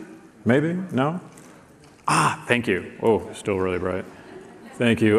Can you all get in so I can get everybody? I know. I'm actually going to tweet this out right now. So if you're following the hashtag, you just got that. Thank you for the lights. I appreciate that. We'll wait for everyone else to come in. I'm not going to call anybody a straggler because this is a huge place. So for those of you who are tracking your fitness, you're probably getting all your steps in at this conference. I think I've already gotten like 9,000, and I haven't done anything. So I know somebody here's like, I got 15,000. This is a fun time, and I say that ironically. And I think in tech specifically, I think in industry in general, and even worldwide, when it comes to diversity and inclusion, I think Steve Bannon was talking about this at a forum The Economist had in London. And to hear Steve Bannon talk about diversity is really an interesting, kind of like where we've gone. Steve Bannon is talking about diversity. And so I'm kind of at the forefront of this in a lot of different ways, in that I'm in tech, and I think most of you probably noticed I'm African American. And if you haven't now, you know. And a little bit about me. But before I go into me, I do want to say thank you to LinkedIn and Microsoft for having me here, for sponsoring this and giving me a forum to have this conversation. Prior to showing up here today, I was the CTO of the Obama Foundation, and really had an awesome time seeing an organization that's really trying to have conversations of getting everyone involved civically, everyone involved in their communities, everyone involved in government. And regardless of your political leanings, regardless of your ethnicity or your gender, or your sexuality, it was just about get involved, stay involved. And that informs a little bit of this conversation. Before that, I've been engineering director at Google, at Slack, Twitter engineering manager. I started the first engineering team that was specifically designed to combat abuse, harassment, and trolling on Twitter. Imagine how fun that job was. However, it goes to what we talk about in inclusion, because who better to put in that role than people who have experienced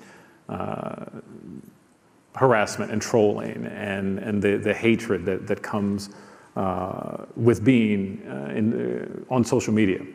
And I've been on social media, I've been on the internet since the 90s, and my name is Leslie. And when I was on AOL back in the day, for those of you who remember AOL back in the day, I'd show up in a chat room with the name Leslie, and all these men would send me the most vile things because they thought I was a woman. And there are many women in here who probably have had that experience and who are still having that experience.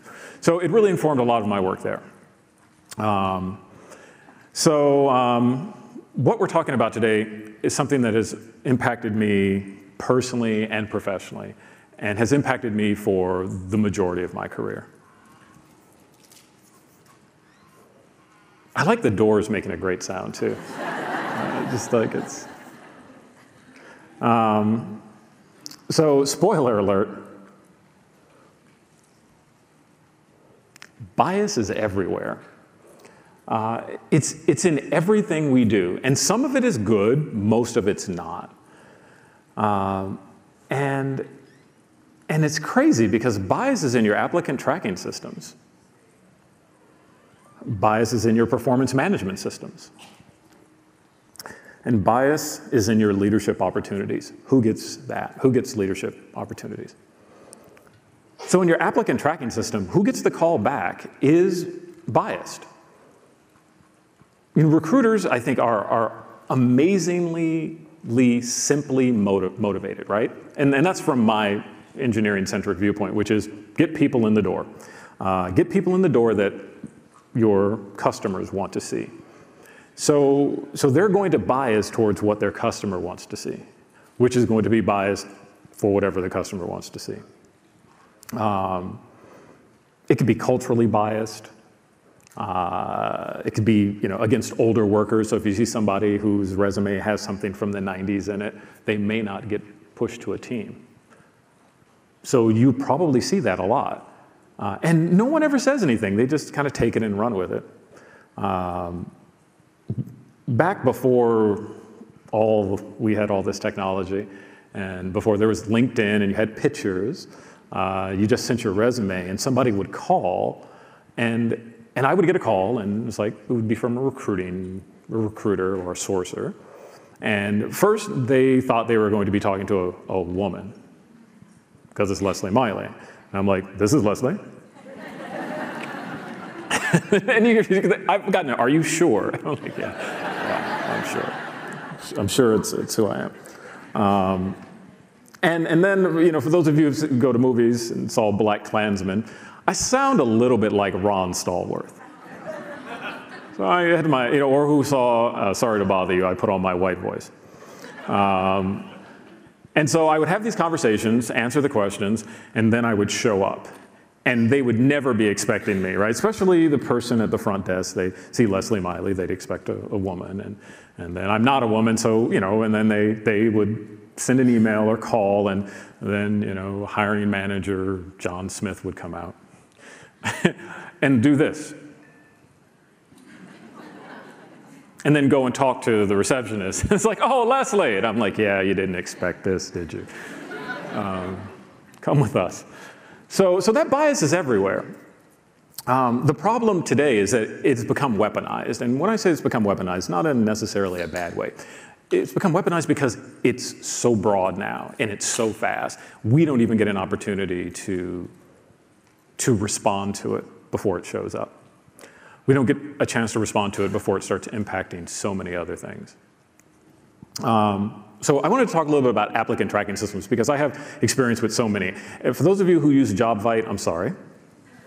I know people say I shouldn't do that. There's probably people from JobVite in the room. If anyone from JobVite is in here and you want to talk to me about why I have that opinion, please see me after this. I've used JobVite for about 6 years, and I just have so many. I can help you improve your product. Seriously, I can. I'll do this for free because I'll probably end up at another job where I have to use it, and I just want to make sure that it's all about me. So, I mean, almost every ATS system claims to use AI today in some way, shape, or form. And to me, it's like what I just talked about. What's in a name?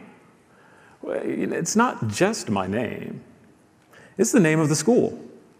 If you didn't hear about a school, you may not train your model, or you just train your model to over-index on certain schools. It's the name of a company.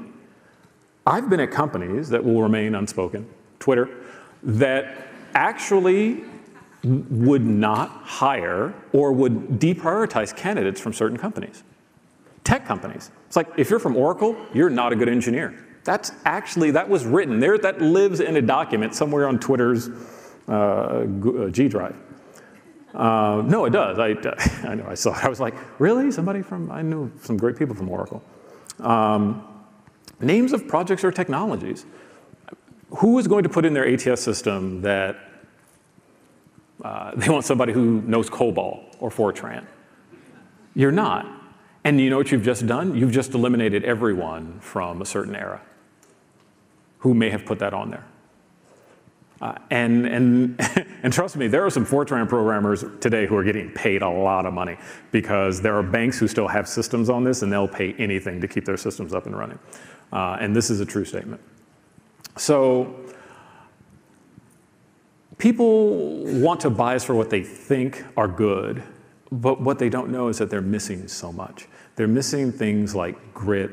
If you're still programming in Fortran or COBOL, there's a lot of grit and perseverance there. You have stuck with something for a long time. But that's not necessarily a bad thing. And something that I know as an engineer is that if you have learned 1 or 2 languages, you can learn any language. And so if somebody has done a role in a company that you haven't heard of, just because you haven't heard of it, don't devalue it. It doesn't mean that you want to over-index on it, but you also don't want to eliminate people for it. You know, I look for things like community college. Like, did someone go to a community college? Because we don't know people's life choices. We don't know what was happening earlier in their life that they decided to go to a community college. Maybe they didn't have the money. Maybe they couldn't do the commute. Maybe they had a sick parent or a sick sibling. We overemphasize so much on privilege and status that we build this into the systems. And as you're training your ATS systems, you're training them for what you know, which is inherently biased. And recognizing that bias and making sure that you don't deploy it at scale is so central to everything that you're doing right now. So I look for anti-patterns. I look for community involvement. I look for civic involvement. You know, I try to always optimize for what I'm missing. And I think it's really important that you ask that question. And sometimes the only way you can ask that question is to bring other people in the room who have those experiences. So if you know, and everyone has people like this in their organizations where they know the person who went to community college or didn't go to college, who's self-taught or who did something different. Bring them in and ask them. They can bring a lot to the table.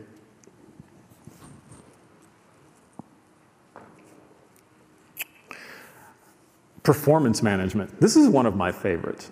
And it's one of my favorites because it's an area where if you get in the door, it's almost like these hurdles that I feel like have been put in front of me in my career. So I got in the door. I got in the door because I had a white woman name. And I sounded like Ron Stallworth. And then I was able to impress them during the interview process. And then comes my first performance review. And here's something that is just really, it overwhelms me every time I see this stat. 59% of men's reviews contain critical feedback. 88% of women's reviews contain critical feedback. I mean, it's like, what are we doing? Are women really that much worse? No, because words matter, and we have a tendency to use stronger words for people we don't have affinity for. Happens to me all the time. Aggressive? I've been called aggressive. I know a lot of women who have been called aggressive. I don't think they're aggressive. They just are aggressive towards people who aren't used to having women speak to them in that manner. Pushy? Abrasive? Brash. I actually was going through a review from 10 years ago. I keep my reviews because they're funny sometimes.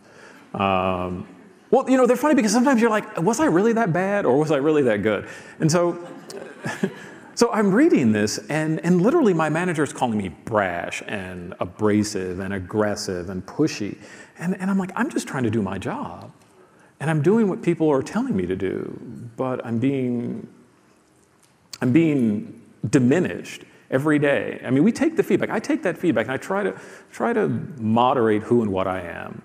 And for years, I kept trying to take that edge off. I kept trying to smooth it out, sand it down, and over the years, as I was working in you know, at a succession of companies, I went from Google to Apple to a small company called ModCloth to Twitter. And by the time I got to Twitter, I thought I had like cracked the code. I thought I'd gotten rid of the aggressive, pushy, abrasive, brash white woman, Leslie. And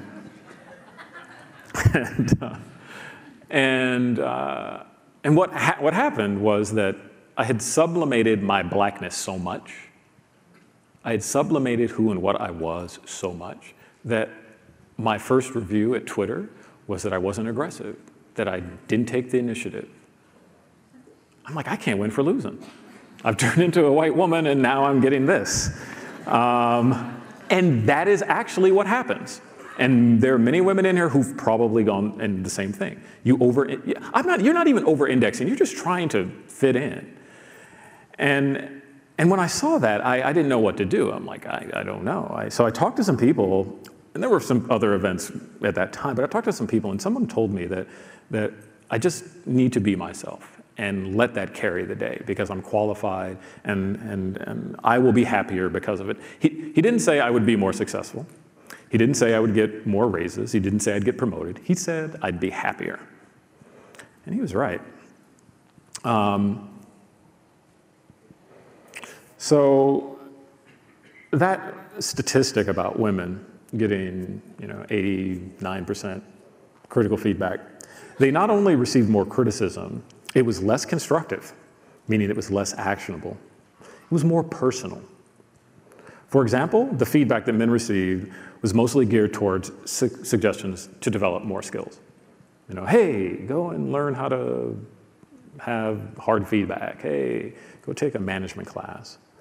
So things like, it would have been extremely helpful if he had gone deeper into the details to help move an area forward. Women received similar constructive feedback, but it also included personality criticism like, watch your tone. Stop being so judgmental. I mean, it's amazing. I just was interviewing because you have to keep your interview skills up. And I mean, I was the CTO of the Obama Foundation. I built bots for Twitter to find bots. I have some technical skill. I'm sitting in front of an Eng VP who knows my work, knows what I've done, has it in front of me, questions my technical ability. It's like, I'm not sure if you're technical enough for this role. It was for a music company. This is not a hard problem to solve. I know how to stream music. I know how to do recommendations. I understand this. I get this unfair criticism because the moment he sees me, he sees my race sit in the chair before I do, and he assumes that that race is not technical enough. Doesn't assume that I'm not technical enough. He has that data in front of him. He actually had years worth of my data in front of him. And yet, that was the first question he asked. He didn't ask how come my NPS scores for my teams were 98%. Right? He didn't ask how did I diversify my team and hire out of like a year's worth of hires, 50% were underrepresented in women. He didn't ask any of that. Right? He wanted to know how technical I was. Even though my team and my teams that he had insight into were doing really well. So something that I think all of you can do is using your data from your performance evaluations to uncover bias. It's actually really simple. There are word lists out there that you can subscribe to that will tell you whether this is a biased word, whether it's used more towards women, whether it's used more towards men, whether it denotes aggressiveness or pushiness or whatever. You can actually use that, and you can train your models to find that in your performance evaluations. Those of you at large enough companies that have years and years and years of data and probably petabytes of data, you can go through this and you can pull up some amazing insights. And you can find, in no uncertain terms, without looking for her or she or he or him, you will find at a high level of precision the reviews that are for women and the reviews that are for men. This is a shocking indictment of our performance review process because that's bias in and of itself. Just from the words that people use to describe, just from the criticisms that they put out. So words really matter. And this is what got me. I found this is an eye chart, so I'm warning you for those of you who are like me, can't see anymore. Managers use more positive words to describe men and more negative ones to describe women. This is 81,000 performance evaluations across a host of industries. And the blue is positive, and the orange is not. And I look at this every day, and I'm like, wow, we are just up against it. We don't want this, but we do it. And these are the words that you can use in your performance evaluation systems. These are the models you should train. And you need to get this data in front of as many people as you can so they can understand what's happening at work. So they can understand, if he's like, we don't understand why women don't get promoted. We don't understand why people of color don't get promoted. Here you go. This is why, because when you put these words in there, this is a drip campaign against your most marginalized people. And it happens every review cycle. And it happens year in and year out. And people who are doing amazing work have these words put in their reviews. People who are committed to your company and who are your biggest supporters have these words in there. And they don't get promoted. They don't get raises, they don't get equity, and they don't get recognition. And yet they continue to come in every day and do the best work in your organization. And when we do recognize this, and we do, and then many companies take active steps to remove this. But what we don't do is we don't repair. And by that, I mean, we don't fix the people, we fix the problem. So now you have the walking wounded, is what I call, in organizations who have been damaged by these words. That yes, things have gotten better for them. They're no longer being damaged. But the economic opportunity, the career advancement they didn't see. So I don't know how to fix that. I think that's what all of y'all do. So fix it, please. It would be great. For me too, because but the thing is that these pockets of bias exist. You can use your tools to find them. But there's something that doesn't come up a lot. I'm going to come to performance management, but I want to spend a moment on this, which is accountability. You're going to find pockets. If you're a large enough organization, you're going to find entire organizations that are biased. And that's where accountability comes in. And accountability isn't telling the head of the organization about it. It's actually coming up with metrics to track to see that they get better and holding them accountable. If you don't do that, this is all for nothing. And I've seen it at scale where people come up with grandiose plans, they do all of this data collection, they say they're going to do this, and then they don't hit any of their targets. No one's held responsible. And if you want any more of that, we can just look at the yearly diversity dance that tech companies like to do to put their data out there where nothing has changed for 4 years, but no one has lost a job. No one has been fired. No one has been reprimanded. They just keep trotting the same data out and saying they're going to get better. People need to be held accountable. I don't necessarily think they need to be fired. I don't think they need to be marginalized, but they have to be held accountable. That's the only way it's going to change. So a little bit about performance management. Some final words. I actually don't know what this slide is going to say. I did it first thing this morning. I don't think I had coffee. So for those of you who may get offended with 4- and 5-letter words, no, I'm just kidding. I would not do that. A couple of things you don't want to do. You don't want to stack rank in your performance management system. Don't do it. It never ends up well for women and people of color. We always get marginalized. If you don't believe me, run the data yourself. Cut it across intersectionally and look at it yourself. You'll see. Don't do a forced distribution. Hate this, right? It's like you do all this work, or you get all your managers, you're doing this work, you sit down, you stack rank everybody, you've got this nice, these people are up here, these people are over here, and then somebody's like, hey, it says we can only have this many people here, we can only have this many people here. Don't do that. If you are thinking about putting something like that in place, please don't.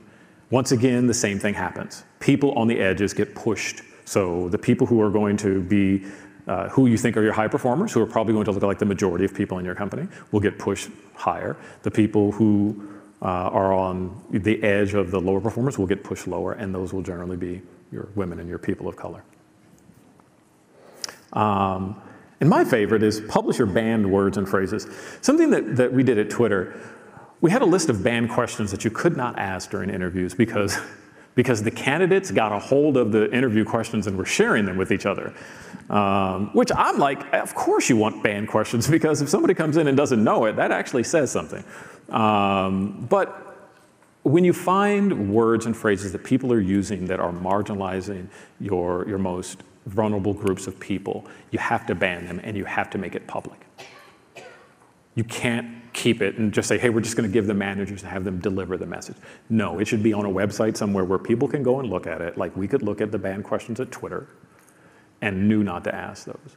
You put those out there, it serves a couple of purposes. The first purpose it will serve is that it will tell people that you're tracking it. The second purpose is that people will start having the kind of conversations they need to have around why these words are not good, how these words diminish other people.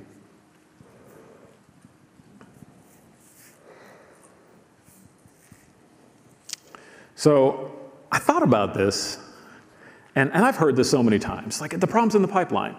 We cannot differ because the problem's in the pipeline. And I'm like, everybody says, no, it's not, it's actually, and I'm like, actually people are right, but they're looking at the wrong pipeline.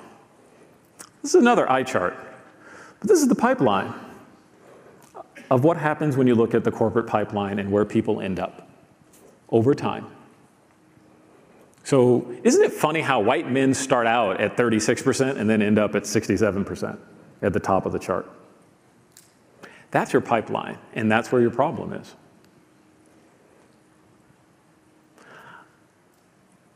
It covers everything I just talked about. This is in your applicant tracking system. This is in your performance management system. This is in your leadership development. This is in everything. And I see this, and I'm like, wow, that is just amazing.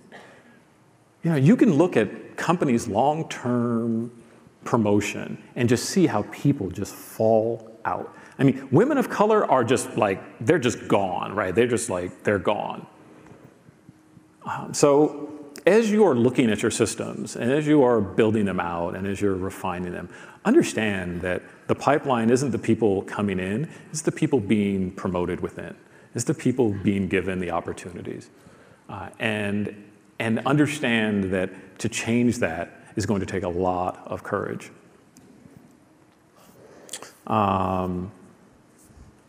So I'm thinking hard about this one.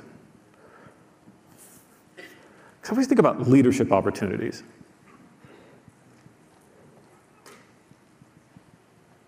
And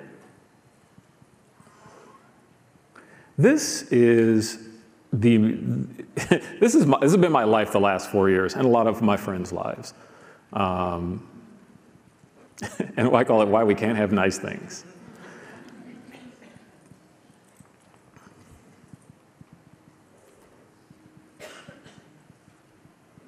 This is why we can't have nice things.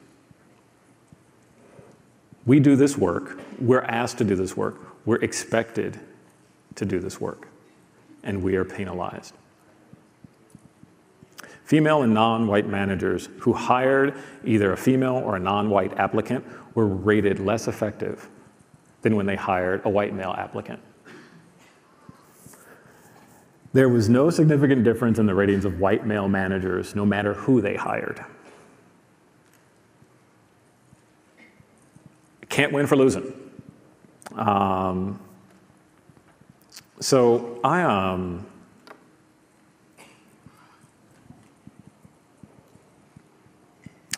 came into an organization, and you know they pretty much know who I am. I have a resume, I have a Twitter handle, and they were like, "We're so happy to have you here. You're a great engineering leader. You know, we know you are very passionate about diversity. We want you to do this work." I'm like, great. So I do the work. And as I said, I had half of my hires in a year are women and underrepresented. I'm like, and trust me, I had to like pound on recruiting. I worked with legal, I worked with our HR VP, I worked with everybody to try to do this.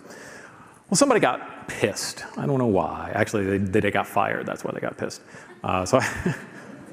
So they said they got fired because they didn't hit their diversity targets. And that kicked off an employee investigation, and I get pulled into it. And at the end of the investigation, so the allegations were that I was biased against white and Asian men.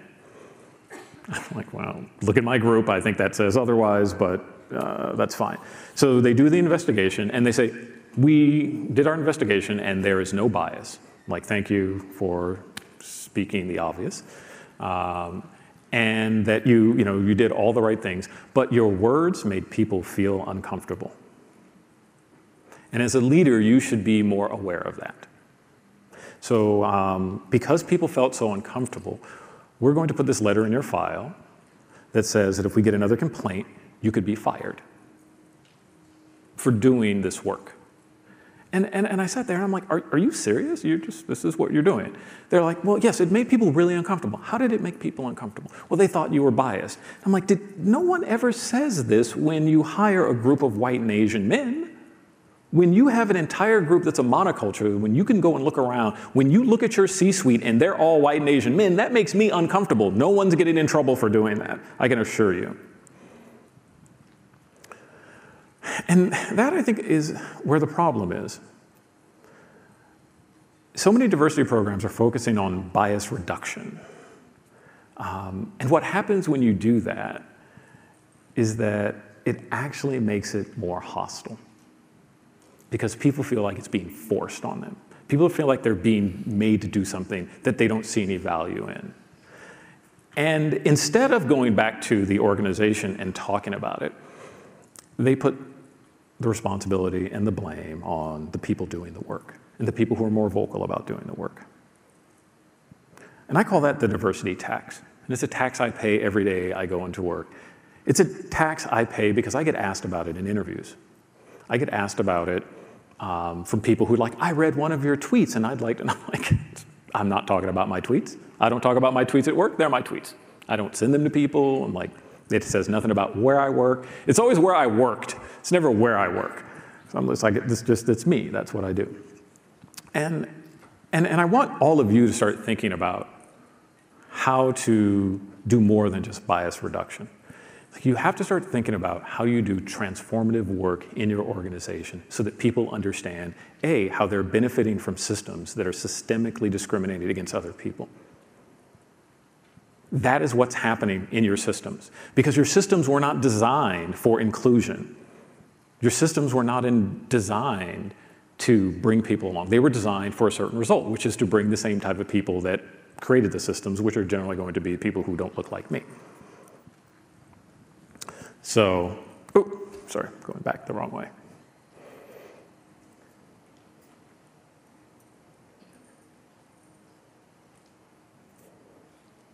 Fortune favors the bold. I think the Klingon said that. Does anybody know? Was that a revenge is a dish best served cold? Does anybody ever know what that means? I had to look it up. It's Shakespeare, for those of you who are. But fortune favors the bold.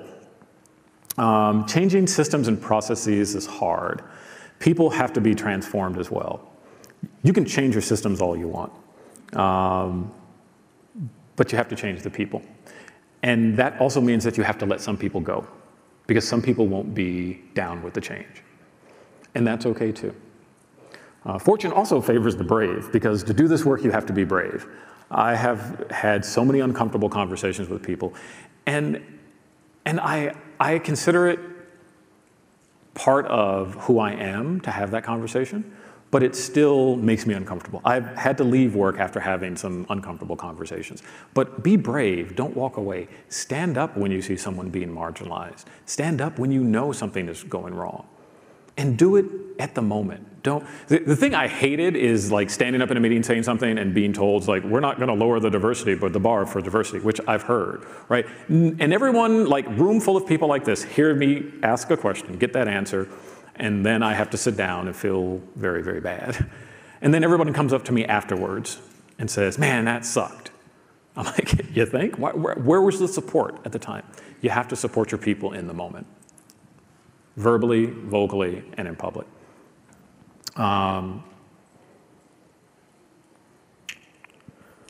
You need to be transparent. People say they don't want to push out data and expose the data because it's going to make them look bad. It already does. It's all in your data. You have it. Your women, your minorities are leaving at higher rates. They get promoted at lesser rates. What more bad data do you need? Just put it out there. People know. Oracle had this great reason for not releasing their EEO-1 data. They said it would enable other companies to identify their African American and women employees and take them and recruit them. And I'm like, so if anybody from Oracle is in here, sorry, I just called you out. It's in the reveal. You can read the article as well. Do better. Just do better. Set targets and hold people accountable to those targets. Don't put them out there and then never hold anyone accountable, because people will understand that and understand there's no accountability and they won't work on it. They'll throw some things out there and then they'll just move on because they have no accountability. There are so many people in organizations right now who have no accountability to the data that they're saying the target that they set.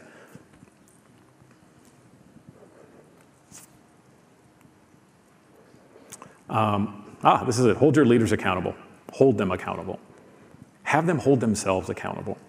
I was in an organization where it was very, very diversity focused, very inclusion focused. And then we hired a white male engineering VP. And then the CTO stood up in front of everybody and put the org chart up that was all white men in leadership and said, yeah, I know it looks bad. Moving on. And I'm like, where's the accountability? So it looks bad. How come you get to do that, but when I say it looks bad, I get fired? Actually, when I say it looks good, I get fired. That's what happens.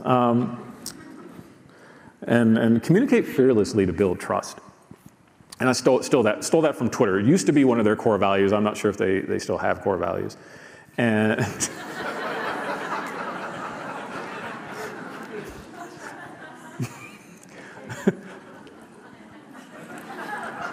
look who's hey, come on. I mean, Alex Jones didn't get banned until he yelled at Jack. He had so if you have any values, your values should have gotten him off long before that. So anyway, so communicate fearlessly. I think it's important when people hear what you say and you know that it's not going to, that you can't manage the message, you can't massage it, you can't make it feel or look good. I know it resonates with me. I think it resonates with other people. Some people don't like it. I'm going to give you an example of me communicating fearlessly one day. I thought it was funny. It didn't go over that well. I was at a site, and the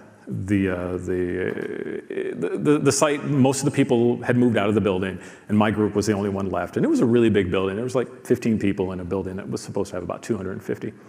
And of course, the facilities become a little more degraded when there aren't people there and you don't have normal cleaning service, you don't have normal plant service.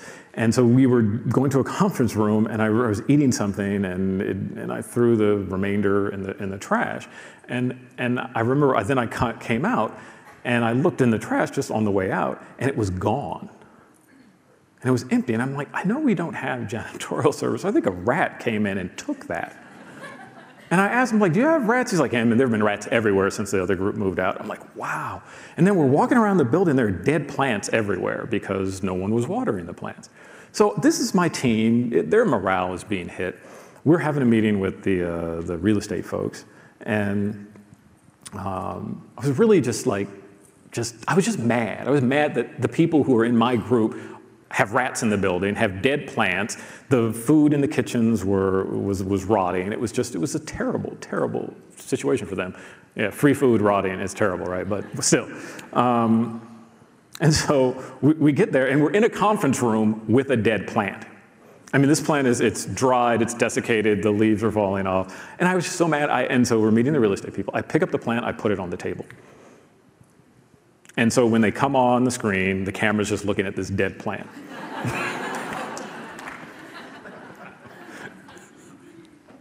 Communicate fearlessly. I'm like, this is unacceptable. Here's how unacceptable it is. Everything changed after that.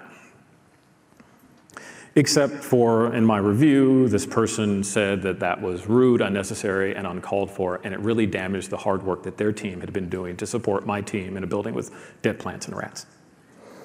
So that came up in my review. I was just like, really? There was a dead plant, and there was rats, and it was terrible. So I have some of my sources here. I can share this out afterwards so that everybody can get access to it.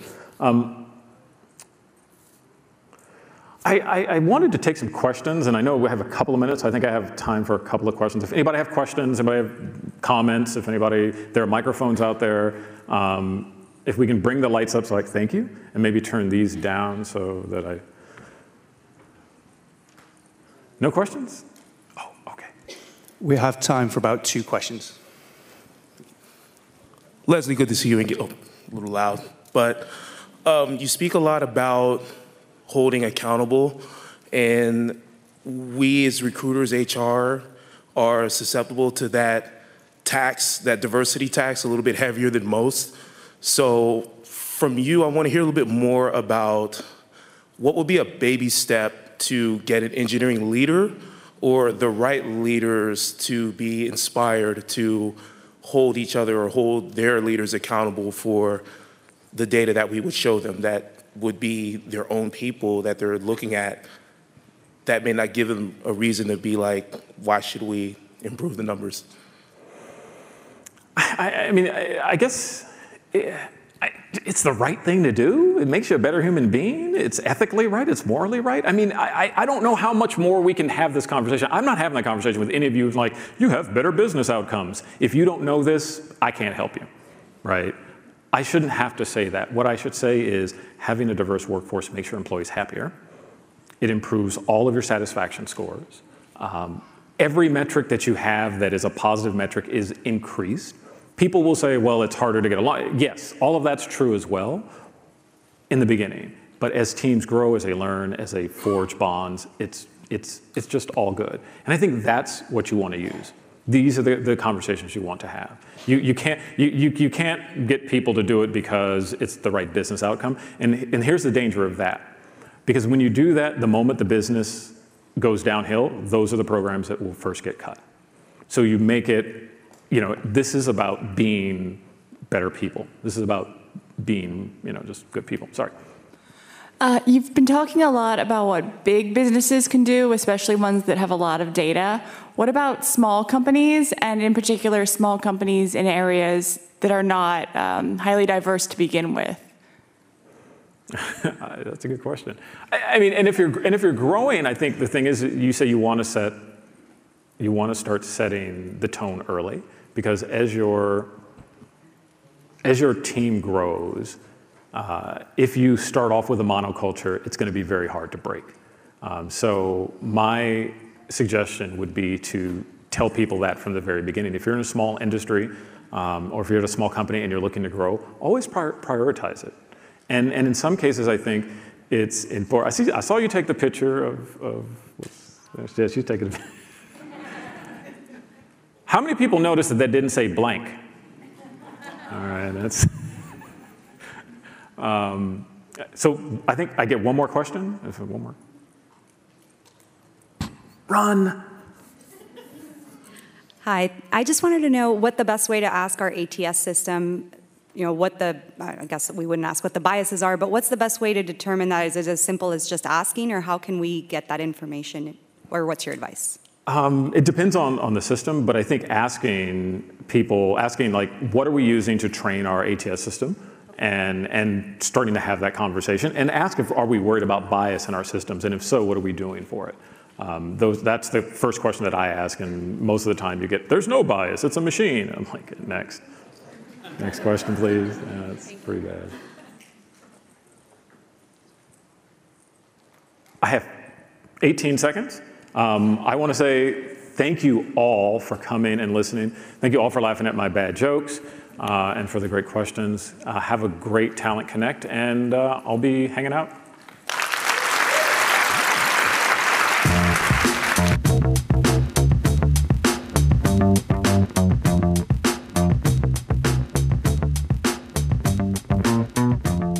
In business, first impressions are crucial, and they're made faster than you think.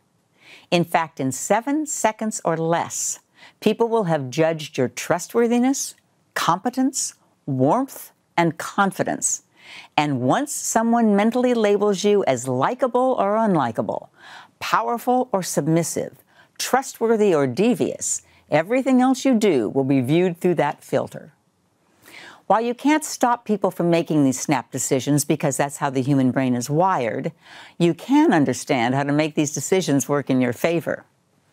First impressions are heavily influenced by nonverbal cues. In fact, studies have found that body language has over 4 times the impact on the impression you make than anything you say. We all want to deal with people who are energizing and engaging and who put us at ease and make us feel good about ourselves. Luckily, these are the very qualities that you can project nonverbally in those first crucial seconds. Here are 6 powerful keys to making a positive first impression. First, adjust your attitude. People pick up your attitude instantly. So before you go into the conference room to meet with your team or enter someone's office for a sales call or job interview, think about the situation and make a conscious choice about the attitude you want to embody. Attitudes that attract people include friendly, happy, receptive, patient, approachable, welcoming, helpful, and curious. Attitudes that are off-putting include angry, impatient, bored, arrogant, afraid, depressed, and suspicious. The next key is to check your posture. So do this with me. Raise your shoulders toward your ears. Now roll them back. Now drop them down. Perfect. Keeping your posture erect, your shoulders back in this position, and your head held high makes you look very sure of yourself. Next, smile. A smile is the facial expression we like the most. It's an invitation of welcome. It says, I'm friendly and approachable. A tip here is to enter the room with a small smile and let it widen as you look at the other person. It's also important to make eye contact. Looking at someone's eyes transmits energy and indicates openness. By the way, most of us don't really take advantage of this nonverbal cue. To improve your eye contact, make a practice of noticing the eye color of everyone you meet. This will encourage you to extend your gaze a bit longer than usual. Another key is to raise your eyebrows. Briefly open your eyes slightly more than normal to simulate the eyebrow flash. That's a universal signal of friendly recognition. Finally, lean in. Leaning toward someone shows you're engaged and interested in them, but be respectful of the other person's personal space. That means in most business situations, staying about 2 feet away. I've got one more tip for you, although this one comes later in your interaction. You can create a lasting and positive impact by adding a single nonverbal component to one simple word. Here's how you do it. When you meet someone and they tell you their name, find a way to repeat that name during your conversation. And as you do, touch the person lightly on the arm. The powerful impact of this brief touch comes from the fact that you've triggered positive feelings by remembering and using their name. And as you touch them, these positive emotions get linked or anchored to your touch. Then at future meetings, you can reactivate that good feeling by once again lightly touching their arm. Every encounter, from conferences to training sessions to business lunches, presents an opportunity to network and expand your professional contacts. So when is the next time you expect to meet someone new? Plan now for how you want to be perceived by thinking of the nonverbal cues that would enhance that positive impression in those first crucial seconds. Hi, everybody. Welcome back to the All Access Studio. My name's Marty Finn. I am your co-host for Talent Connect Live. Thanks for coming back. Joining me now is one of our guests, Leslie Miley, who has an incredibly impressive resume with some organizations such as the Obama Foundation, Slack, ModCloth, Apple, Twitter, Google, just a couple that you might have heard of before. So Leslie, thank you for joining us today. Thank you for having me here. So I gotta ask, first question. Your Twitter handle is @Shaft. What is the story behind that? It's hard to grow up in a tough neighborhood with a name like Leslie. So you try to find a name that signifies toughness. Shaft signifies toughness until you're about 13 years old, and then 13-year-old boys can be really cruel with anything. So Leslie became a lot easier after that. All right, very good. Well, I love the creativity. All right, so the first question we're asking all of our guests are, what were your career aspirations when you were a kid? You mentioned already, because of the bad neighborhood, you're a fast runner, so maybe you wanted to be an Olympian, but what did you want to be when you grew up? Wow, I wanted to be everything. As a child, I wanted to be a race car driver, I wanted to be a fighter pilot, I wanted to be a physicist. And living and growing up in Silicon Valley, technology was everywhere. You saw it on TV, you heard about it from your friends. So it was, while it seems natural, it wasn't natural that I ended up in it, but it seems natural today that I would have ended up in technology. Nice, very nice. So switching gears a little bit here, we're obviously focused on a lot of education right now. Diversity is a big topic at Talent Connect this year. What can companies do today to really build and foster a diverse workforce, in your opinion? What can they do to build and foster a diverse workforce? There's a lot they can do. And I think my biggest ask of any company is to understand where the systems they have that are injecting bias, that are continuing to enable inequitable outcomes, specifically with women and people of color, and specifically women of color. Most systems we have today were built to favor certain groups, men in particular. And knowing that and knowing where they are favored, I think is the very first part of just understanding the scope of the problem. Yeah, it's a really great step one. That makes a lot of sense.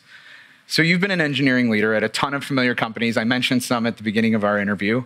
Are there any diversity initiatives that you can recall from your career thus far that have really stuck out as being incredibly impactful for any of those companies, or just to you personally from the work that you've done? I don't think programs. I think, and I don't want to say culture, and maybe it has more to do with what leadership says and what leadership does. Stuart Butterfield at Slack is a leader who really embraces inclusion in all its forms, and he has been the person at the company that is most vocal about it, and I think that's where it starts. I mean, if you look at the statistics, you look at the results, the numbers haven't changed in 5 years since Google first published their numbers. They really haven't changed that much, and there have been hundreds of millions of dollars spent. And I think what you have to do is you have to start changing. People have to start changing. You have to have transformative leadership. You need to have transformative programs so that people can understand the scope of the problem, the depth of the problem, and then ways to address the problem, repair the problems, and then start to prevent the problems in the future. Yeah.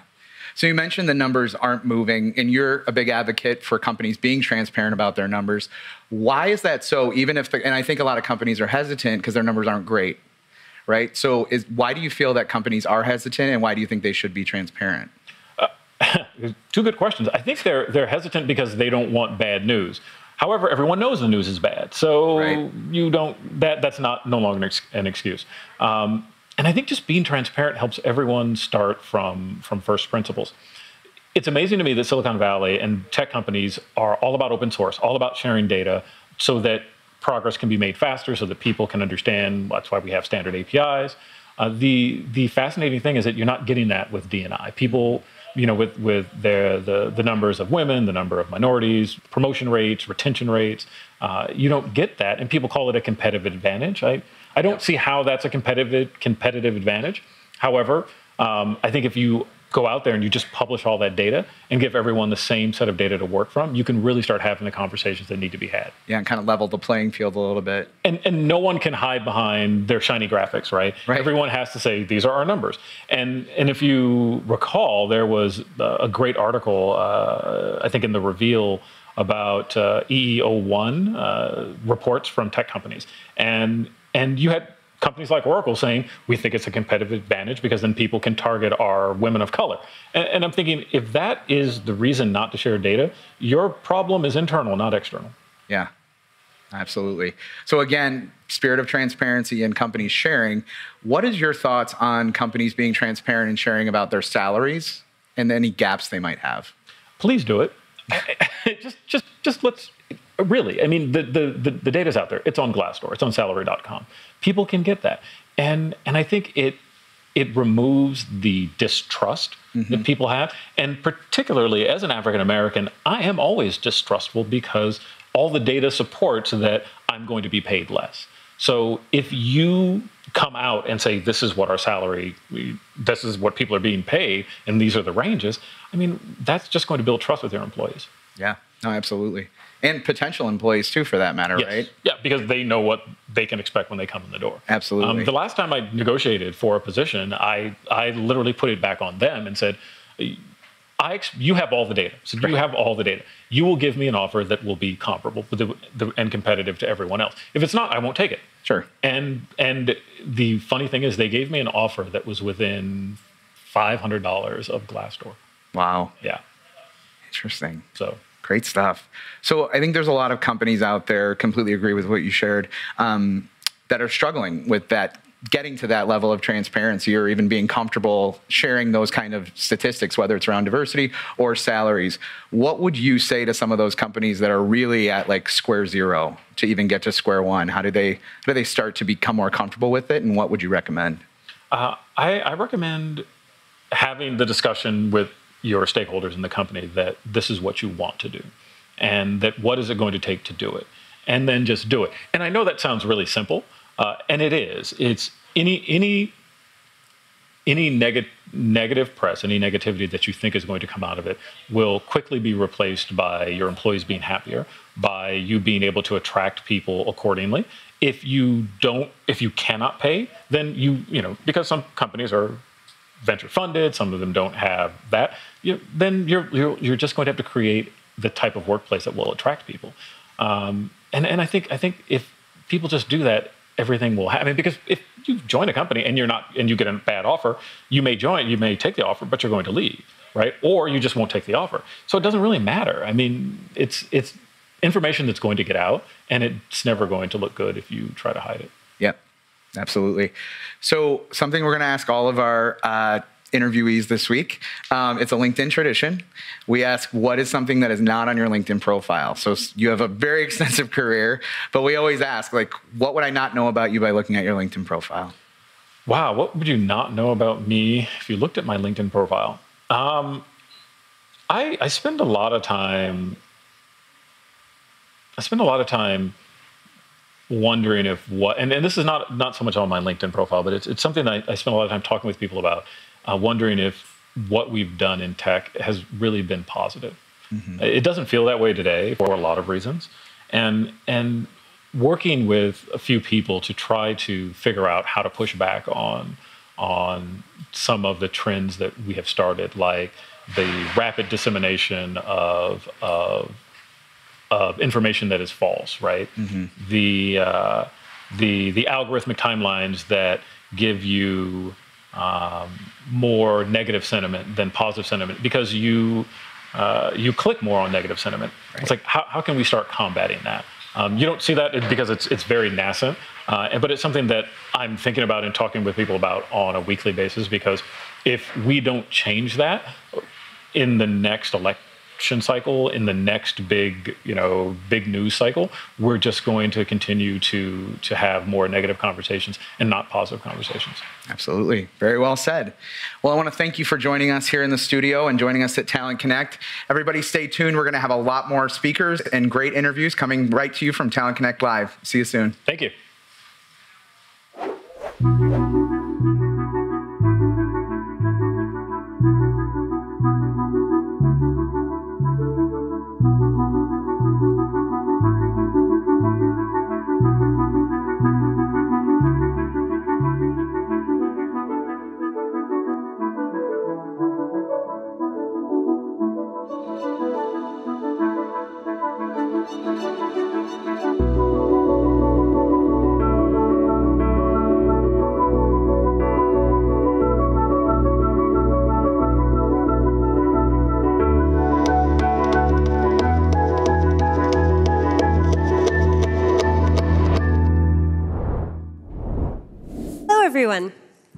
Thanks so much for coming. If everyone wants to take a seat. Thanks so much for being a part of this great first day of Talent Connect. I think the keynotes were amazing, and I was especially inspired by Elaine Welteroth and Lisa Lee. So if you went to that and you heard that discussion, I think today will be especially impactful for you. We're going to be talking about moving the needle, the journey from invisibility to inclusion. And I have the pleasure today of introducing Stacy Smith. Stacy Smith is a PhD from UC Santa Barbara. She is the associate professor at the Annenberg School of Communication and Journalism. She has started her own think tank, the Annenberg Inclusion Initiative, around increasing diversity in entertainment. Going through her bio and thinking about introducing her, some of the things she's done are incredibly amazing, and I think she's going to tell us a lot about them today with a lot of focus on the role of women, both in front of and behind the camera, and thinking about issues of diversity specifically from the Hollywood perspective, including analyzing pay inequities, and thinking about the ways that we can begin to address these issues going forward. She's written a number of scholarly articles in everything from the New York Times to Variety, and she's a much lauded professor and has won various awards from all sorts of different organizations at USC. It is my pleasure to introduce to you Dr. Stacy Smith. Thank you. It is great to be here, and I just want to start off with a question. How many folks in the room watched the Academy Awards this year? Just by a show of hands. Okay, so a few of you. You know, truth be told, it wasn't a very good award ceremony, to be perfectly honest. I thought it was kind of boring. Don't tell the producers, I know we're live streaming, but that's just a reality. And so I had turned down the volume on the show itself, and until one particular person caught my eye. On screen, this actor received not only the nomination, but the award for Best Actress of the evening, and it was Frances McDormand. And if you were watching, you saw that she stormed the stage and had all of the folks that were nominated, that were females, stand up in the room. And there were very few. And she said at the end of her acceptance speech, "Ladies and gentlemen, I want to leave you with 2 words tonight." And I thought, oh, this is going to be interesting. The first word was inclusion. And so now I'm really interested. It's the end of the night. What is that second word going to be? And that second word was writer. Well, the inclusion writer was something I actually came up with in my office years before. And when she said that, I started screaming at my small viewing party in Beverly Hills. And I am sure you could hear me throughout Los Angeles because I didn't know that Frances McDormand even knew about the inclusion writer. And therein lies the moment that changed my mind, my life. Now, it was actually kind of a humbling experience because I had given a TED Talk and mentioned the inclusion writer, and it has been viewed over 1 million times. So I am certain that people must not have been listening at that moment when I talked about it on the TED stage. I also wrote a Hollywood Reporter op-ed about the inclusion writer, which nobody must have read. It took this woman catapulting that message, the writer I came up with, worked on with Fanchen Cox Giovanni, Kalpana Toggle, and members of my team. What we didn't do is we didn't heed the entrepreneurs and philanthropists. They called me immediately and said, "Stacy, you need merch. You need to get on this because if you don't, other people are going to profit off of what has been developed here and shouted from the Academy Awards stage." Now, I'm going to tell you about the inclusion writer towards the end of my talk because it's a solution to inequality facing across industries, but it was designed for Hollywood in particular. Now, what I want to do today is show you in storytelling the invisibility that's facing different groups and how do we solve it? How do we solve it economically? How do we solve it from a leadership perspective? And how do we solve it contractually by something like the Inclusion Rider? So, 2 quick things I want to say before I get underway. One, I want to apologize. I speak really fast, so if you can't keep up, different room for you. This is the fast room, okay? Secondly, I'm horribly depressing. So I hope there's drinks at the end of the day because you're gonna need it when we're talking about storytelling and storytellers in the industry. So let's get started.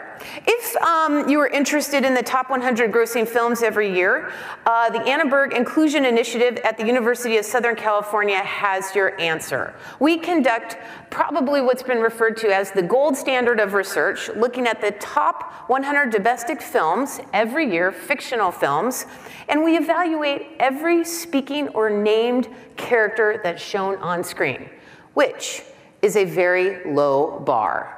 All a character has to do is say one word to be included in our investigation.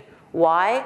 We want to compare it to statistics in North America and in the US in particular to see how the industry's doing. Then we look at every character for demographics, for domesticity, and sexualization to see how much stereotyping is actually going on in these types of narratives. So, the question that we've been working on since 2005 in my lab, we've worked with about 1,000 undergraduates at this point, is how inclusive is Hollywood when it comes to hiring practices, particularly on screen? And the answer to that question is very simple. It's not. If you were to look at the top 100 films over the last 11 years, 1,100 movies, 48,757 speaking characters, females are clocking in at less than 1/3 of all speaking parts on screen. Less than 1/3. 2007 is no different than 2017. There's been no change despite all the activism, right? No change despite all the press attention.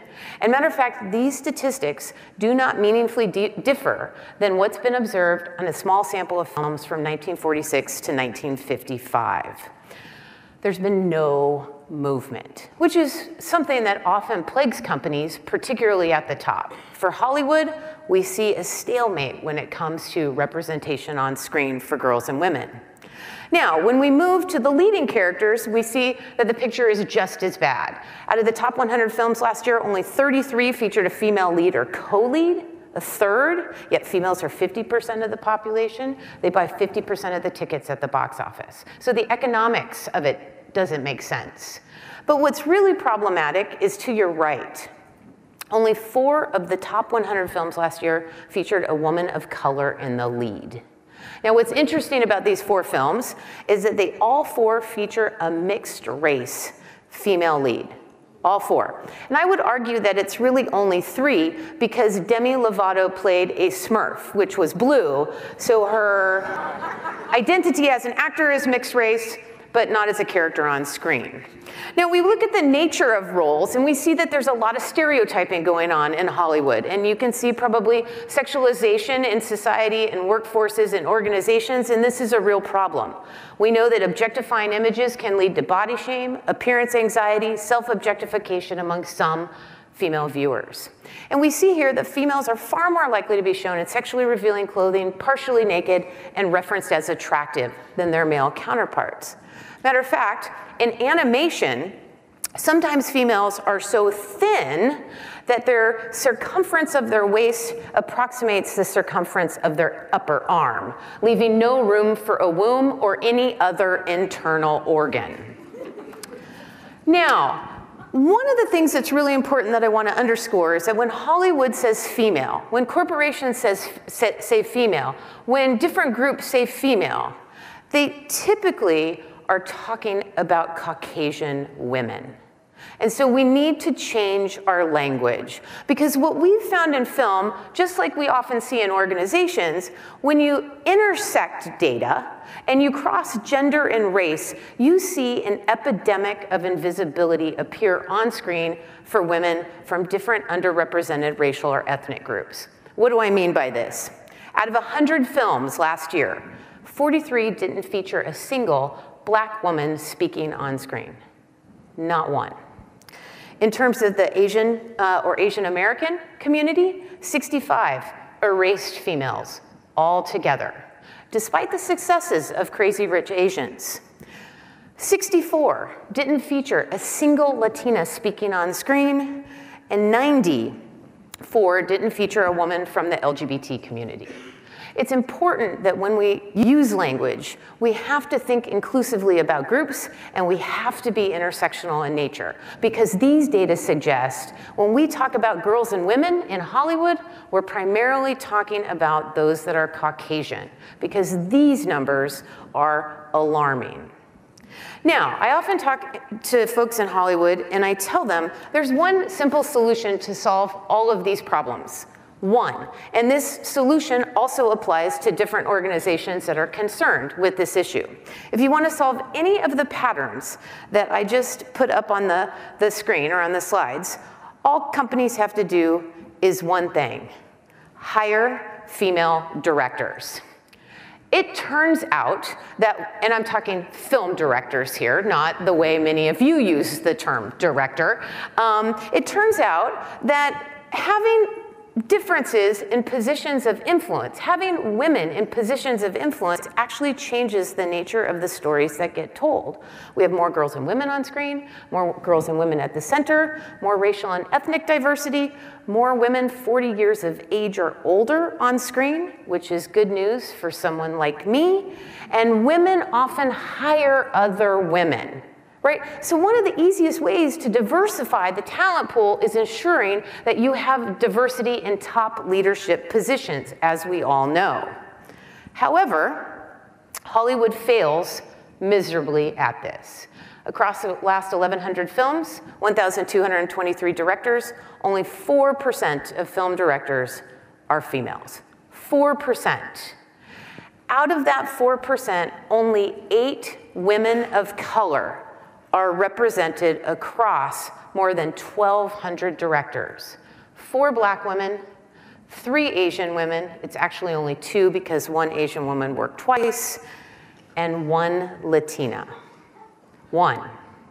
So when we talk about an inclusion crisis, we're talking about a space, an entire industry that has erased large groups of individuals that do not reflect the world in which we actually live, where 30% of the United States are Caucasian men and women, and 20% are underrepresented men and women. 30-30, 20-20. We see nothing like that in this industry when it comes to the cultural narratives that we're seeing, heard, and perceiving coming out of this powerful industry. So let's talk about why. What prevents women from being in these really top leadership positions, whether it's behind the camera as a film director or in the CEO or C-suite of a major organization?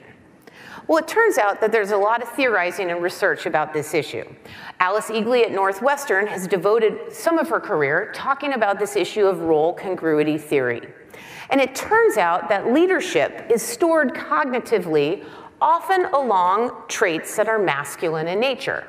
Things like being assertive, controlling, and tough. These are leadership traits that align very closely with being masculine. These things are intertwined when we fire off thoughts about what a leader should look like or what a leader should do. But leadership traits and femininity are stored far apart cognitively. Things like being nurturing, kind, and helpful are not the things that we typically think of when we ideate about who could be a leader. So women walk a very fine line. If they're too masculine, they're discounted for leadership because they're not feminine enough. If they're too feminine, they're discounted because they don't perceive or don't act like a leader would act in the minds of men and women. They are in a double bind. So let me illustrate how this happens in the film industry, but it probably happens in your organizations as well. This idea that being a leader and being a female are incongruous cognitively. First, women aren't projected into leadership roles because of this bias. First, they're not considered, and when they are considered, when they are thrust into these positions, they're often punished more harshly than their male counterparts. So we decided to do a test of this, and we talked to several folks, a couple of dozen folks in the entertainment industry, and we asked them, what are attributes of successful film directors? We took all of those attributes and put them into one of three bins. Attributes that are masculine, attributes that are feminine, or attributes that are neutral in nature. And it turns out that the individuals that we interviewed, a couple of dozen folks, said 2-to-1 masculine traits over feminine traits when they were discussing attributes of qualified directors. And what we came up with, which is similar to the global phenomenon with managers, when people in the entertainment industry think director, they think male. So females aren't being considered, and they can suffer more consequences.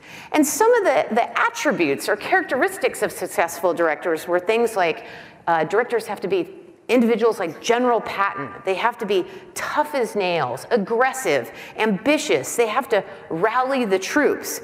My personal favorite is that they have to be muscular, because we all know that film directors carry so many heavy objects on set in production, okay? Now let's see a real-world example of language reinforcing this idea that women as leaders might be a problem. If you look at The Hollywood Reporter, one of the top 3 films of 2017 was Wonder Woman. But look at this Hollywood Reporter headline. Warner Brothers is gambling $150 million with a filmmaker whose only prior big screen credit was an $8 million indie film. That $8 million film won Charlize Theron an Academy Award. So our language can perpetuate a view of leadership that is actually quite problematic. Now, beyond Hollywood, we see this played out quite a bit. When women speak out or they act in a masculine nature in terms of leadership, those attributes, being aggressive or assertive, we often see examples of them being punished because of this double standard that's applied to women in leadership positions. And I always like to point out to my students, I can't think of a better example than the Dixie Chicks, almost losing their careers for just exercising their First Amendment right and privilege. But the way in which we think about leadership can really affect that consideration process, which I hope we talk about in a few minutes in Q&A, and then the experiences that women have as leaders. So what do we do? These numbers haven't moved in decades. Nothing seems to make them go to the right or to the left or budge them in any way that is important to seeing change. So we started asking a few years ago at the initiative at USC, what are the solutions to inequality in industries? And I just want to focus on a couple here of ways in which we could actually deal with invisibility and move towards inclusion and, more importantly, belonging, which is really the North Star in all of these conversations. So first off, when it comes to leadership perceptions, leadership is a particular form of bias. Different biases will have different solutions. And leadership really pertains to who gets to drive the ship behind the camera and who gets to be in the center of the story on screen. These are the big leadership positions. And what companies and what Hollywood and different industries really need to think about is the language that's used in organizations, the language that's used in how we describe leadership and leaders. And we have to make sure we're changing the leadership language so that it's not gendered, but it's as inclusive as possible so that no one with access and opportunity to those particular occupational opportunities, that no one is left behind because of the language or the identity that they have. We have to be more inclusive in how we think about leadership in terms of hiring. How do we do that? A priori, ahead of interviewing, ahead of consideration, ahead of your annual budget that you will be getting months, ahead of time. You have to develop standardized criteria and a list of who you want and standardized criteria for how you're going to evaluate talent when you find them. And that talent really needs to be evaluated based on objective and quantifiable criteria. Because that Hollywood Reporter article would have never been written if they had simply looked at Patty Jenkins' credits prior to being attached to Wonder Woman. It wasn't only this Academy Award nomination, but she was a decorated and lauded director and had worked quite a bit in television and was celebrated in film, and objective and quantifiable data would have led to a very different conclusion that we saw in the Hollywood Reporter. The other thing that we have to do is we have to get away from trusting our gut. Everybody likes to trust their gut and their intuition.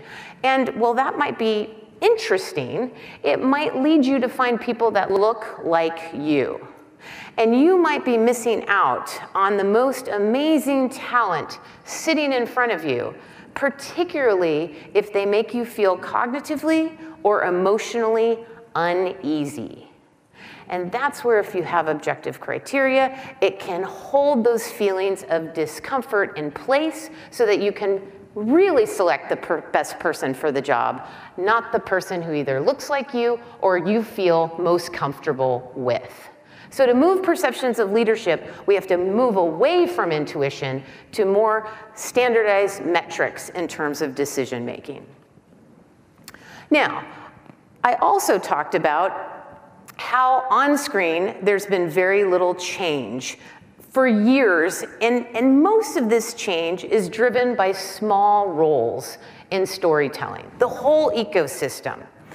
And so what we did with the inclusion writer, just to give you an idea, is what we wanted to do was short circuit the casting process. Casting directors, which are largely white women, are bringing in people quickly to audition for supporting and small roles. And if they see the word police officer, they grab a white male in their roster. If they see firefighter, they grab another white male. And so many of these numbers don't change because the heuristic and cues that casting directors are using short circuit that deep bench of talent. Women, people of color, members of the LGBT community, actors by age, actors by disability. So the inclusion writer specifies, much like the Rooney Rule, you have to interview and consider that deep bench of talent prior to hiring for those supporting and small roles. And if an A-lister puts this in their contract, they can then be held accountable, the production company, to ensuring that the world shown on screen looks like the world we live in. And the inclusion writer, we have stipulations for it on screen as well as behind the camera. All the information, all the mechanics of that writer are simply to ensure that people that are talented have the access and opportunity to interview for those jobs that typically they've been looked over for whatever reason.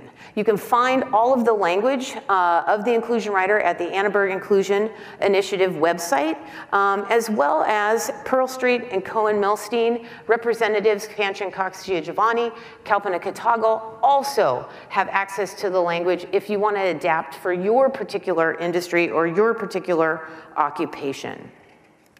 Now, to show you just how easy, if Hollywood A-listers adopted an inclusion writer, what could happen? We could see for the first time in Hollywood history equality in storytelling. If simply the top 100 films, if you added 5 female speaking characters to each of the top 100 films, 5 characters, set a new norm, repeated that process, in 4 years, 2020, we could be at equality on screen. It is literally mathematically that simple. It doesn't take jobs away from men. It ensures that the epidemic of invisibility is eradicated. It's very inexpensive, right? And we humanize the production process, which is something that needs to happen in Hollywood and the government, if you're watching what has been going on since the Harvey Weinstein case. Now, last and finally, there's an economic argument. And the myth in Hollywood has been that films with male leads or Caucasian leads make more money than films with female leads or stories with underrepresented leads. The reality is that may not actually be true, because films with male leads have higher budgets than films with female leads. So is it the budget driving box office, or is it the gender of the lead character? This is where sophisticated economic analyses actually can challenge the mythologizing around decision-making in the executive suites of many of these film companies. So what we did is an empirical test that we're now replicating at the lab, and the results will be out in a few months. We actually found, looking at production, distribution, and exhibition factors of films, that what matters most isn't who the lead character is, their gender, if they're female or not, but what matters the most is the stories that you put a lot of money behind, you put in a lot of theaters, and the stories that are received very well by critics. These are what sells, not the gender of the lead character. Turns out that domestically, it doesn't matter whether you have a female lead or not. It doesn't affect the profitability or the revenue coming in at the box office. But what our results have actually shown is that when you have a female lead internationally, you actually make more money. So we're in the process of replicating these findings, because despite last year, Wonder Woman, Star Wars, Beauty and the Beast were the top 3 domestic films in the US. Despite the return on investment, despite that this is allegedly one of the most progressive industries, there's an inclusion crisis facing this industry that contractually can be changed, changing perceptions of leadership through storytelling, and organizational culture can change, and by challenging the way in which business is done with more sophisticated economic models that can create change. Thank you so much, and I look forward to the Q&A.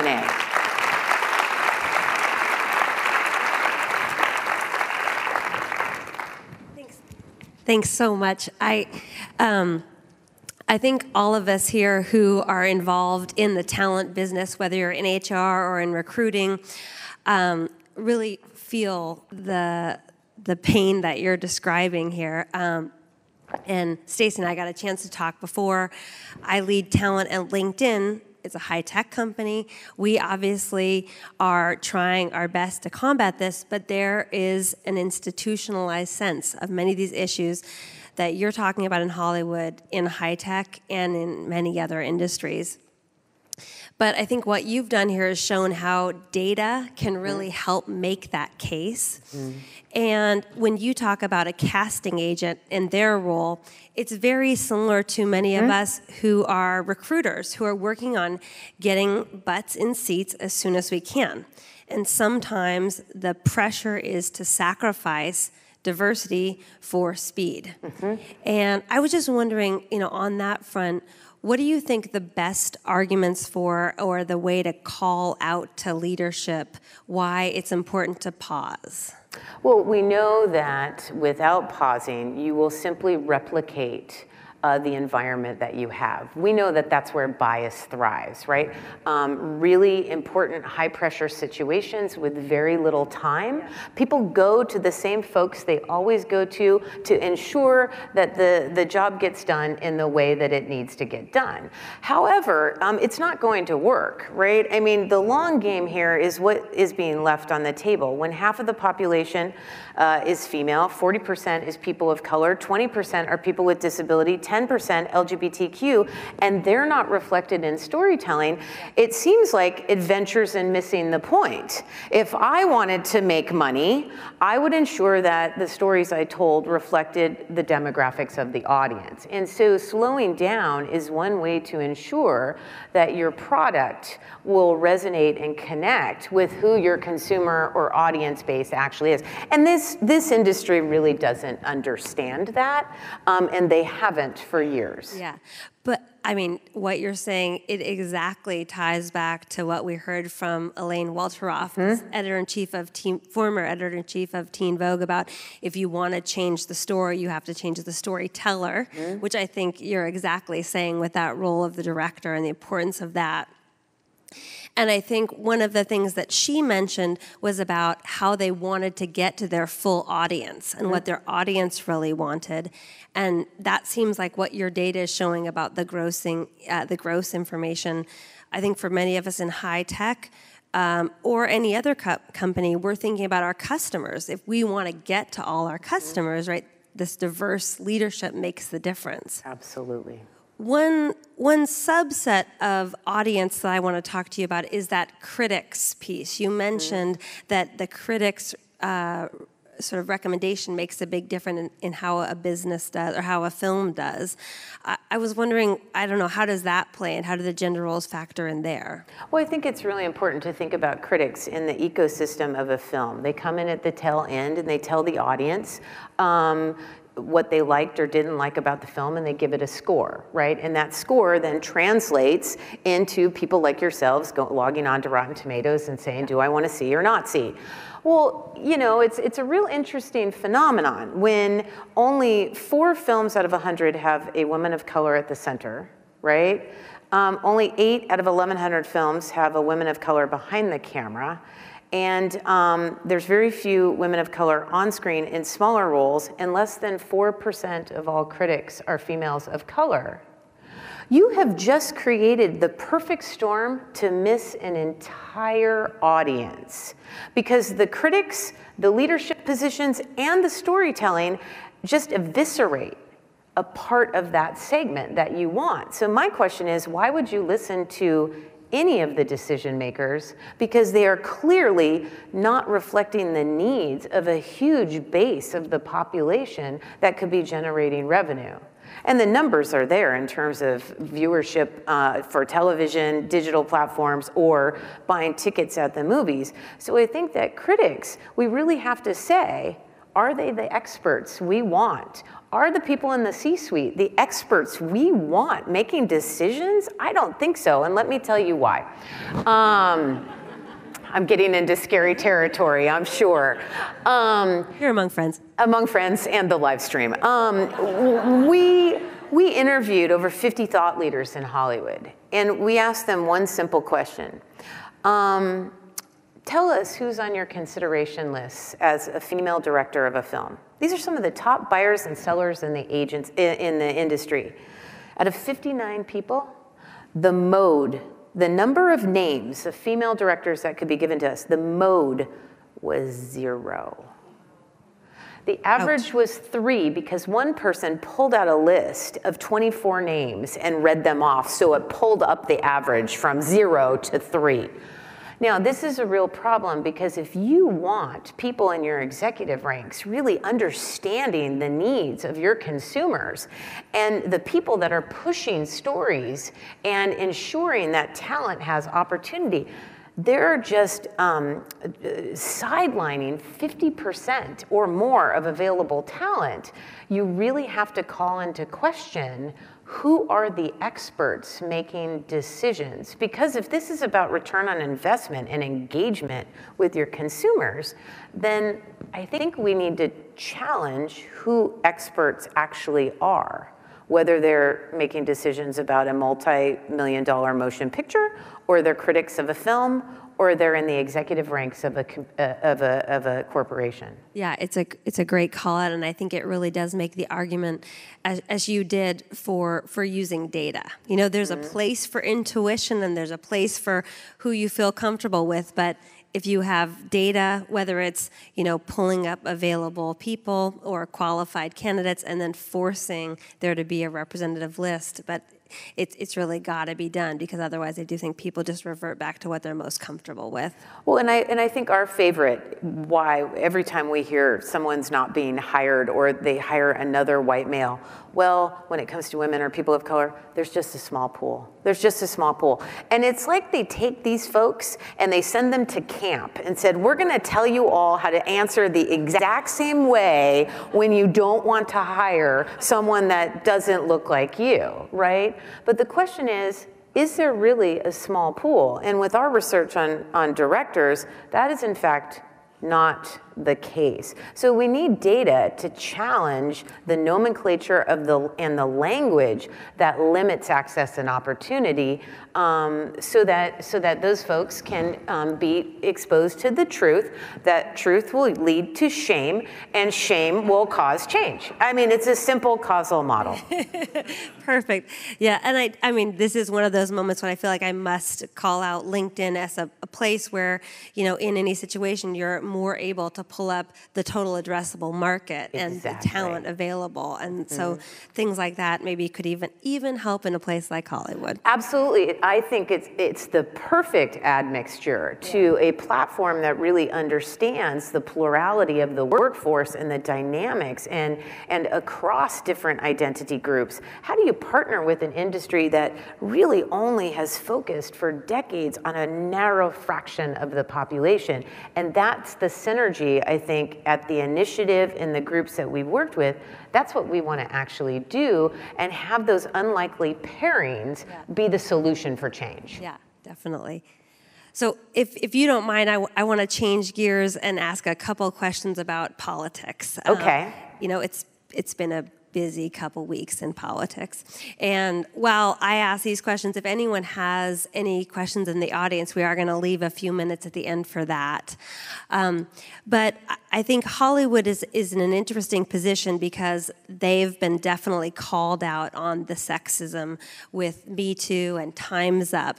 And so then recently, when that sort of focus turned to Washington, Hollywood has been very outspoken about the Kavanaugh hearings and has been really a force there. And I wonder if what's just happened in politics, if you feel like that will actually help Hollywood move the numbers, as you've said. Do you think that will actually allow for more inclusion in front of and behind the camera as they sort of watch Washington and want to move further from it? You know, it's been an interesting time the last year since Harvey Weinstein and that whole situation broke, which was just about a year ago. And we've seen so many different men come under fire. I think the formation of Time's Up is something we have never seen before in the industry.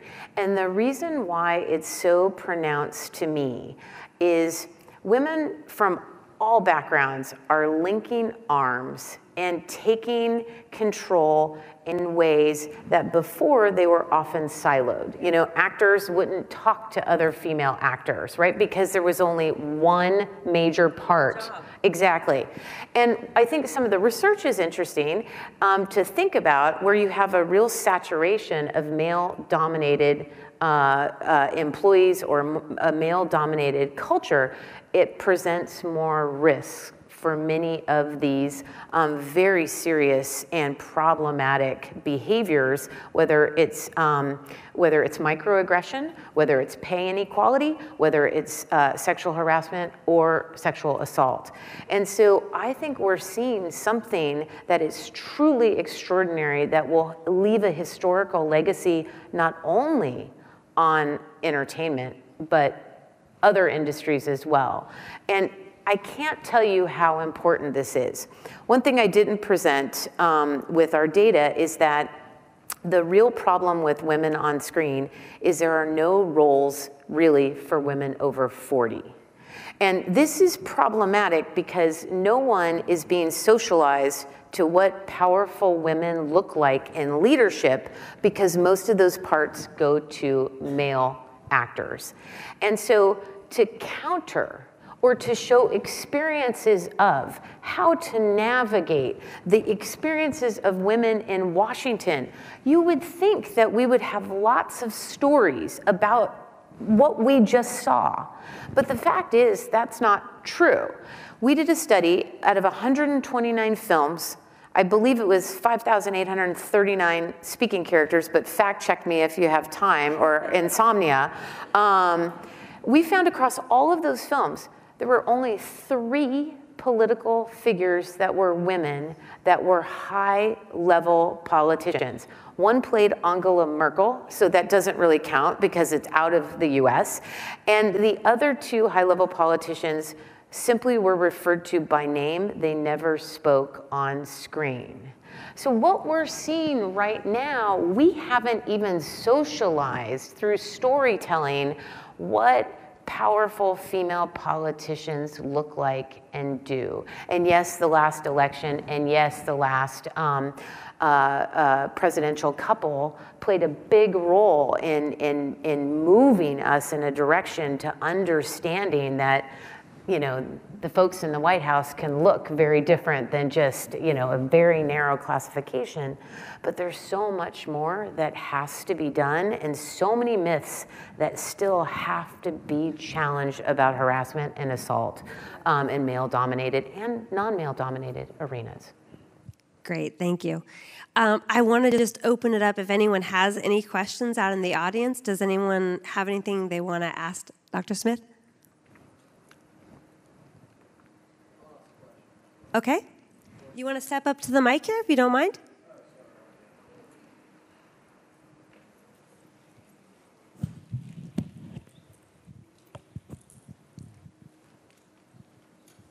You're right there. One question I have is, with my current company being software, we're doing a lot of work to try and improve women in tech. One thing we're using is we're looking at how we write our job descriptions. So there's a thing out there called Gender Decoder, which basically tries to make a job description more applicable to a wider audience. The problem is, for very senior roles, you could argue it takes out a lot of the core personality traits, as you said, which are considered masculine. But that doesn't actually adhere itself to what the company necessarily wants, in that they want, you know, a challenger and a leader regardless of gender or, you know, what we would consider masculine or feminine. What can you see on the market right now which could help us in terms of becoming more applicable to a wider audience, but not compromising what ultimately the role needs to be successful? I'm not sure about, and I don't know if you maybe want to answer this in terms of what's available in the market, but I'll tell you 2 things to be careful of. We know that when there's a lot of research on what's called social dominance theory, and social dominance orientation is really a personality characteristics. People are high and low on the degree to which they exclude groups. And interestingly enough, people in positions of power oftentimes are high in social dominance, which means they defer to the white male culture, right? Because that's where power is typically held. The challenge here is, how do you write a job description to ensure that you're attracting people that are low in social dominance orientation, which means they value diversity, inclusion, and belonging. So you have 2 things, not only externally how you communicate, but ensuring that your talent pool, you're not replicating the same mindset that might exist at the organization. The second challenge is people that are low in social dominance orientation may not be attracted to your organization. So you need to do testing to figure out, how are people reading that job description? How are people assessing the environment, whether it's people in the senior ranks, the actual physical structure? Because we know also from research that that affects people's perceptions of belonging. For instance, in computer science, a lot of women, the stereotypical ways in which tech companies are presented are two things that decrease desire and interest in even participating in computer science. So I think we have to think a little bit more outside of the box and outside of traditional just language, and make sure who we're recruiting have the traits and characteristics to build a workforce that looks different than maybe the one they're actually applying for or what actually exists. But if you reach out, I'm happy to send you that literature to take a look, because I think it might cause you to think a little bit differently about how to write those ads. Great, thank you. And that does bring us to the end of this discussion. I want to thank you again. This has been a really insightful discussion, and I know that the audience is really has something to take home and think about. So thanks a lot for having me.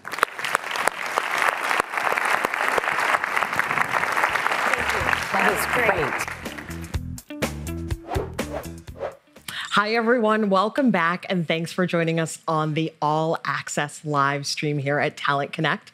I'm Romaine Buck, one of your co-hosts for the live stream, and joining me right now is a very special guest, Stacy Smith, who is the founder and director of the Annenberg Inclusion Institute.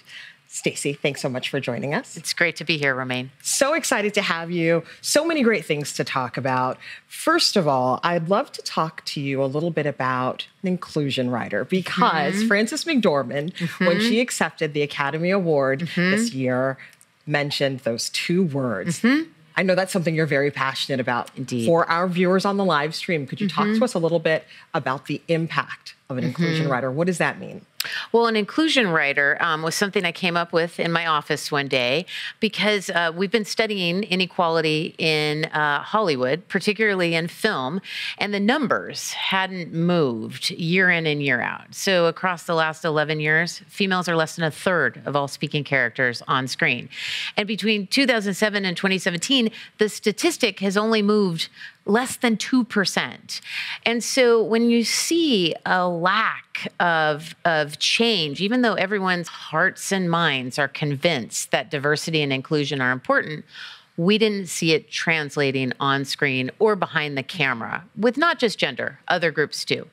And so I was sitting in my office one day and I thought to myself, how can we fix this and really take care of it as surgically and quickly as possible?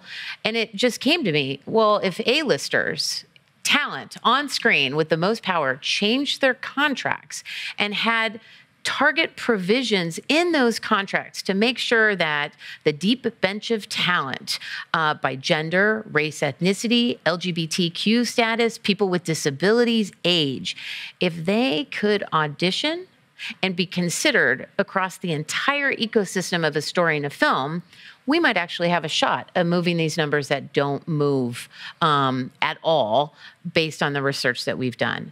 So I talked to a lot of folks, assembled a team of people, Fanchon Cox Giovanni from Pearl Street Films, Kalpana Catalgo, a civil rights attorney out of DC, members of my own team, Dr. Catherine Pieper and Leah Fishman, and we created the language and started pitching it. And fortuitously, Fanchon pitched it to Matt Damon and Ben Affleck, and they were the first two people that said yes.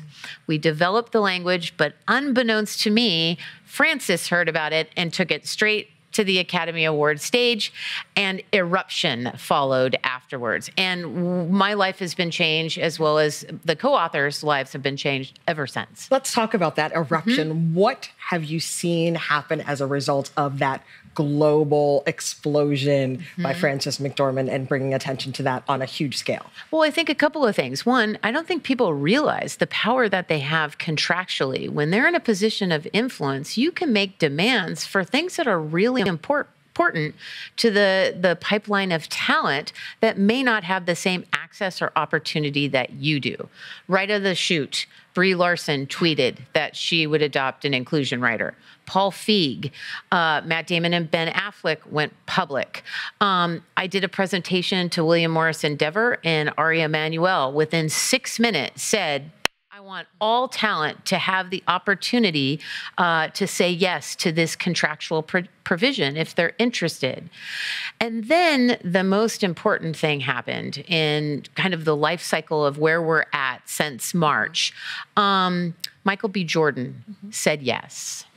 And Michael B. Jordan, a few months after saying yes to the Inclusion Rider, as a producer of a new film he's working on, Just Mercy, he's producing it with Warner Brothers, said, I want to adhere to this.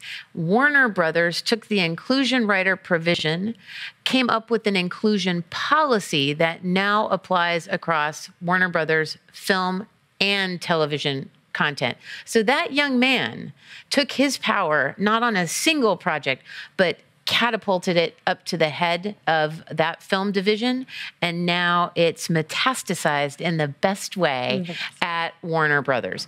Now we want the other studios and the other production companies to do the exact same thing, have an inclusion policy for who's on screen, who's working behind the camera, both above the line and below the line, to ensure that the world we see on the streets, in buildings, in corporations, in our schools, is also reflected in cultural storytelling. I love that. And I love that you mentioned Michael B. Jordan, because I was going to mention Black Panther. Oh, amazing. Right, which we saw him in, and he did it great in that movie. But we also this year had Crazy Rich Asians, another movie with a predominantly minority cast. So two big blockbusters this year. Right. So some people at home may be thinking, Stacey, do we really need this? Haven't we made so much progress? What's your answer to that? No, we're in a state of crisis when it comes to cultural storytelling, and let me tell you why. What we know empirically is that the fastest road to diversifying content is who's calling the shots behind the camera. So let me give you some sobering statistics. Across 1,100 films, 1,223 directors, only 4% of directors are women. 4%.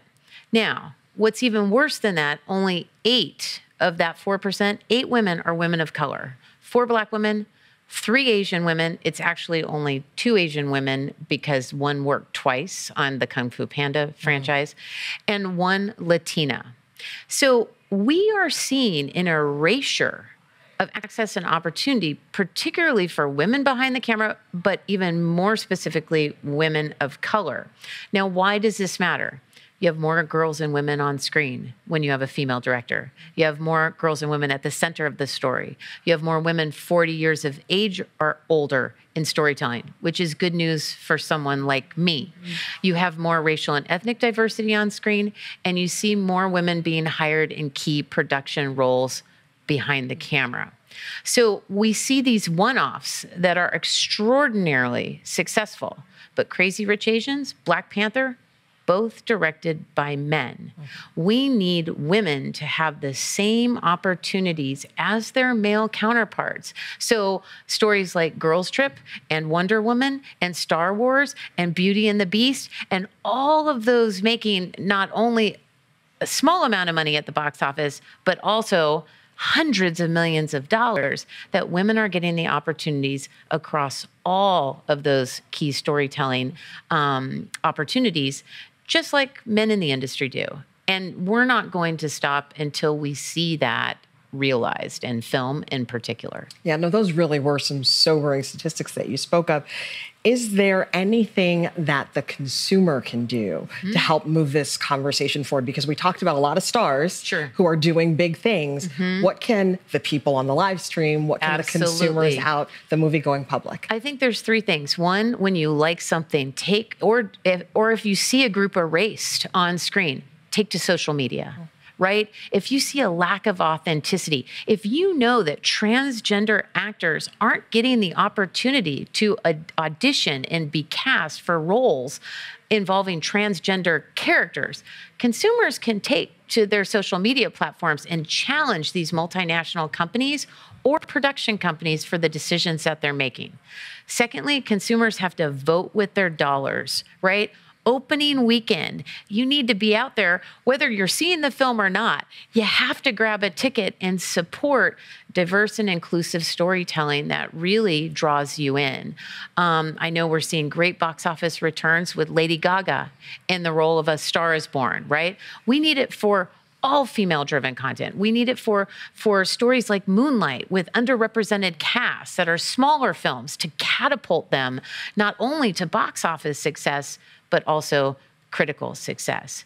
And for those that are watching that actually are shareholders of these companies, ask these companies to do more and be an activist amongst the shareholder community, and ask these companies, are your boards diverse?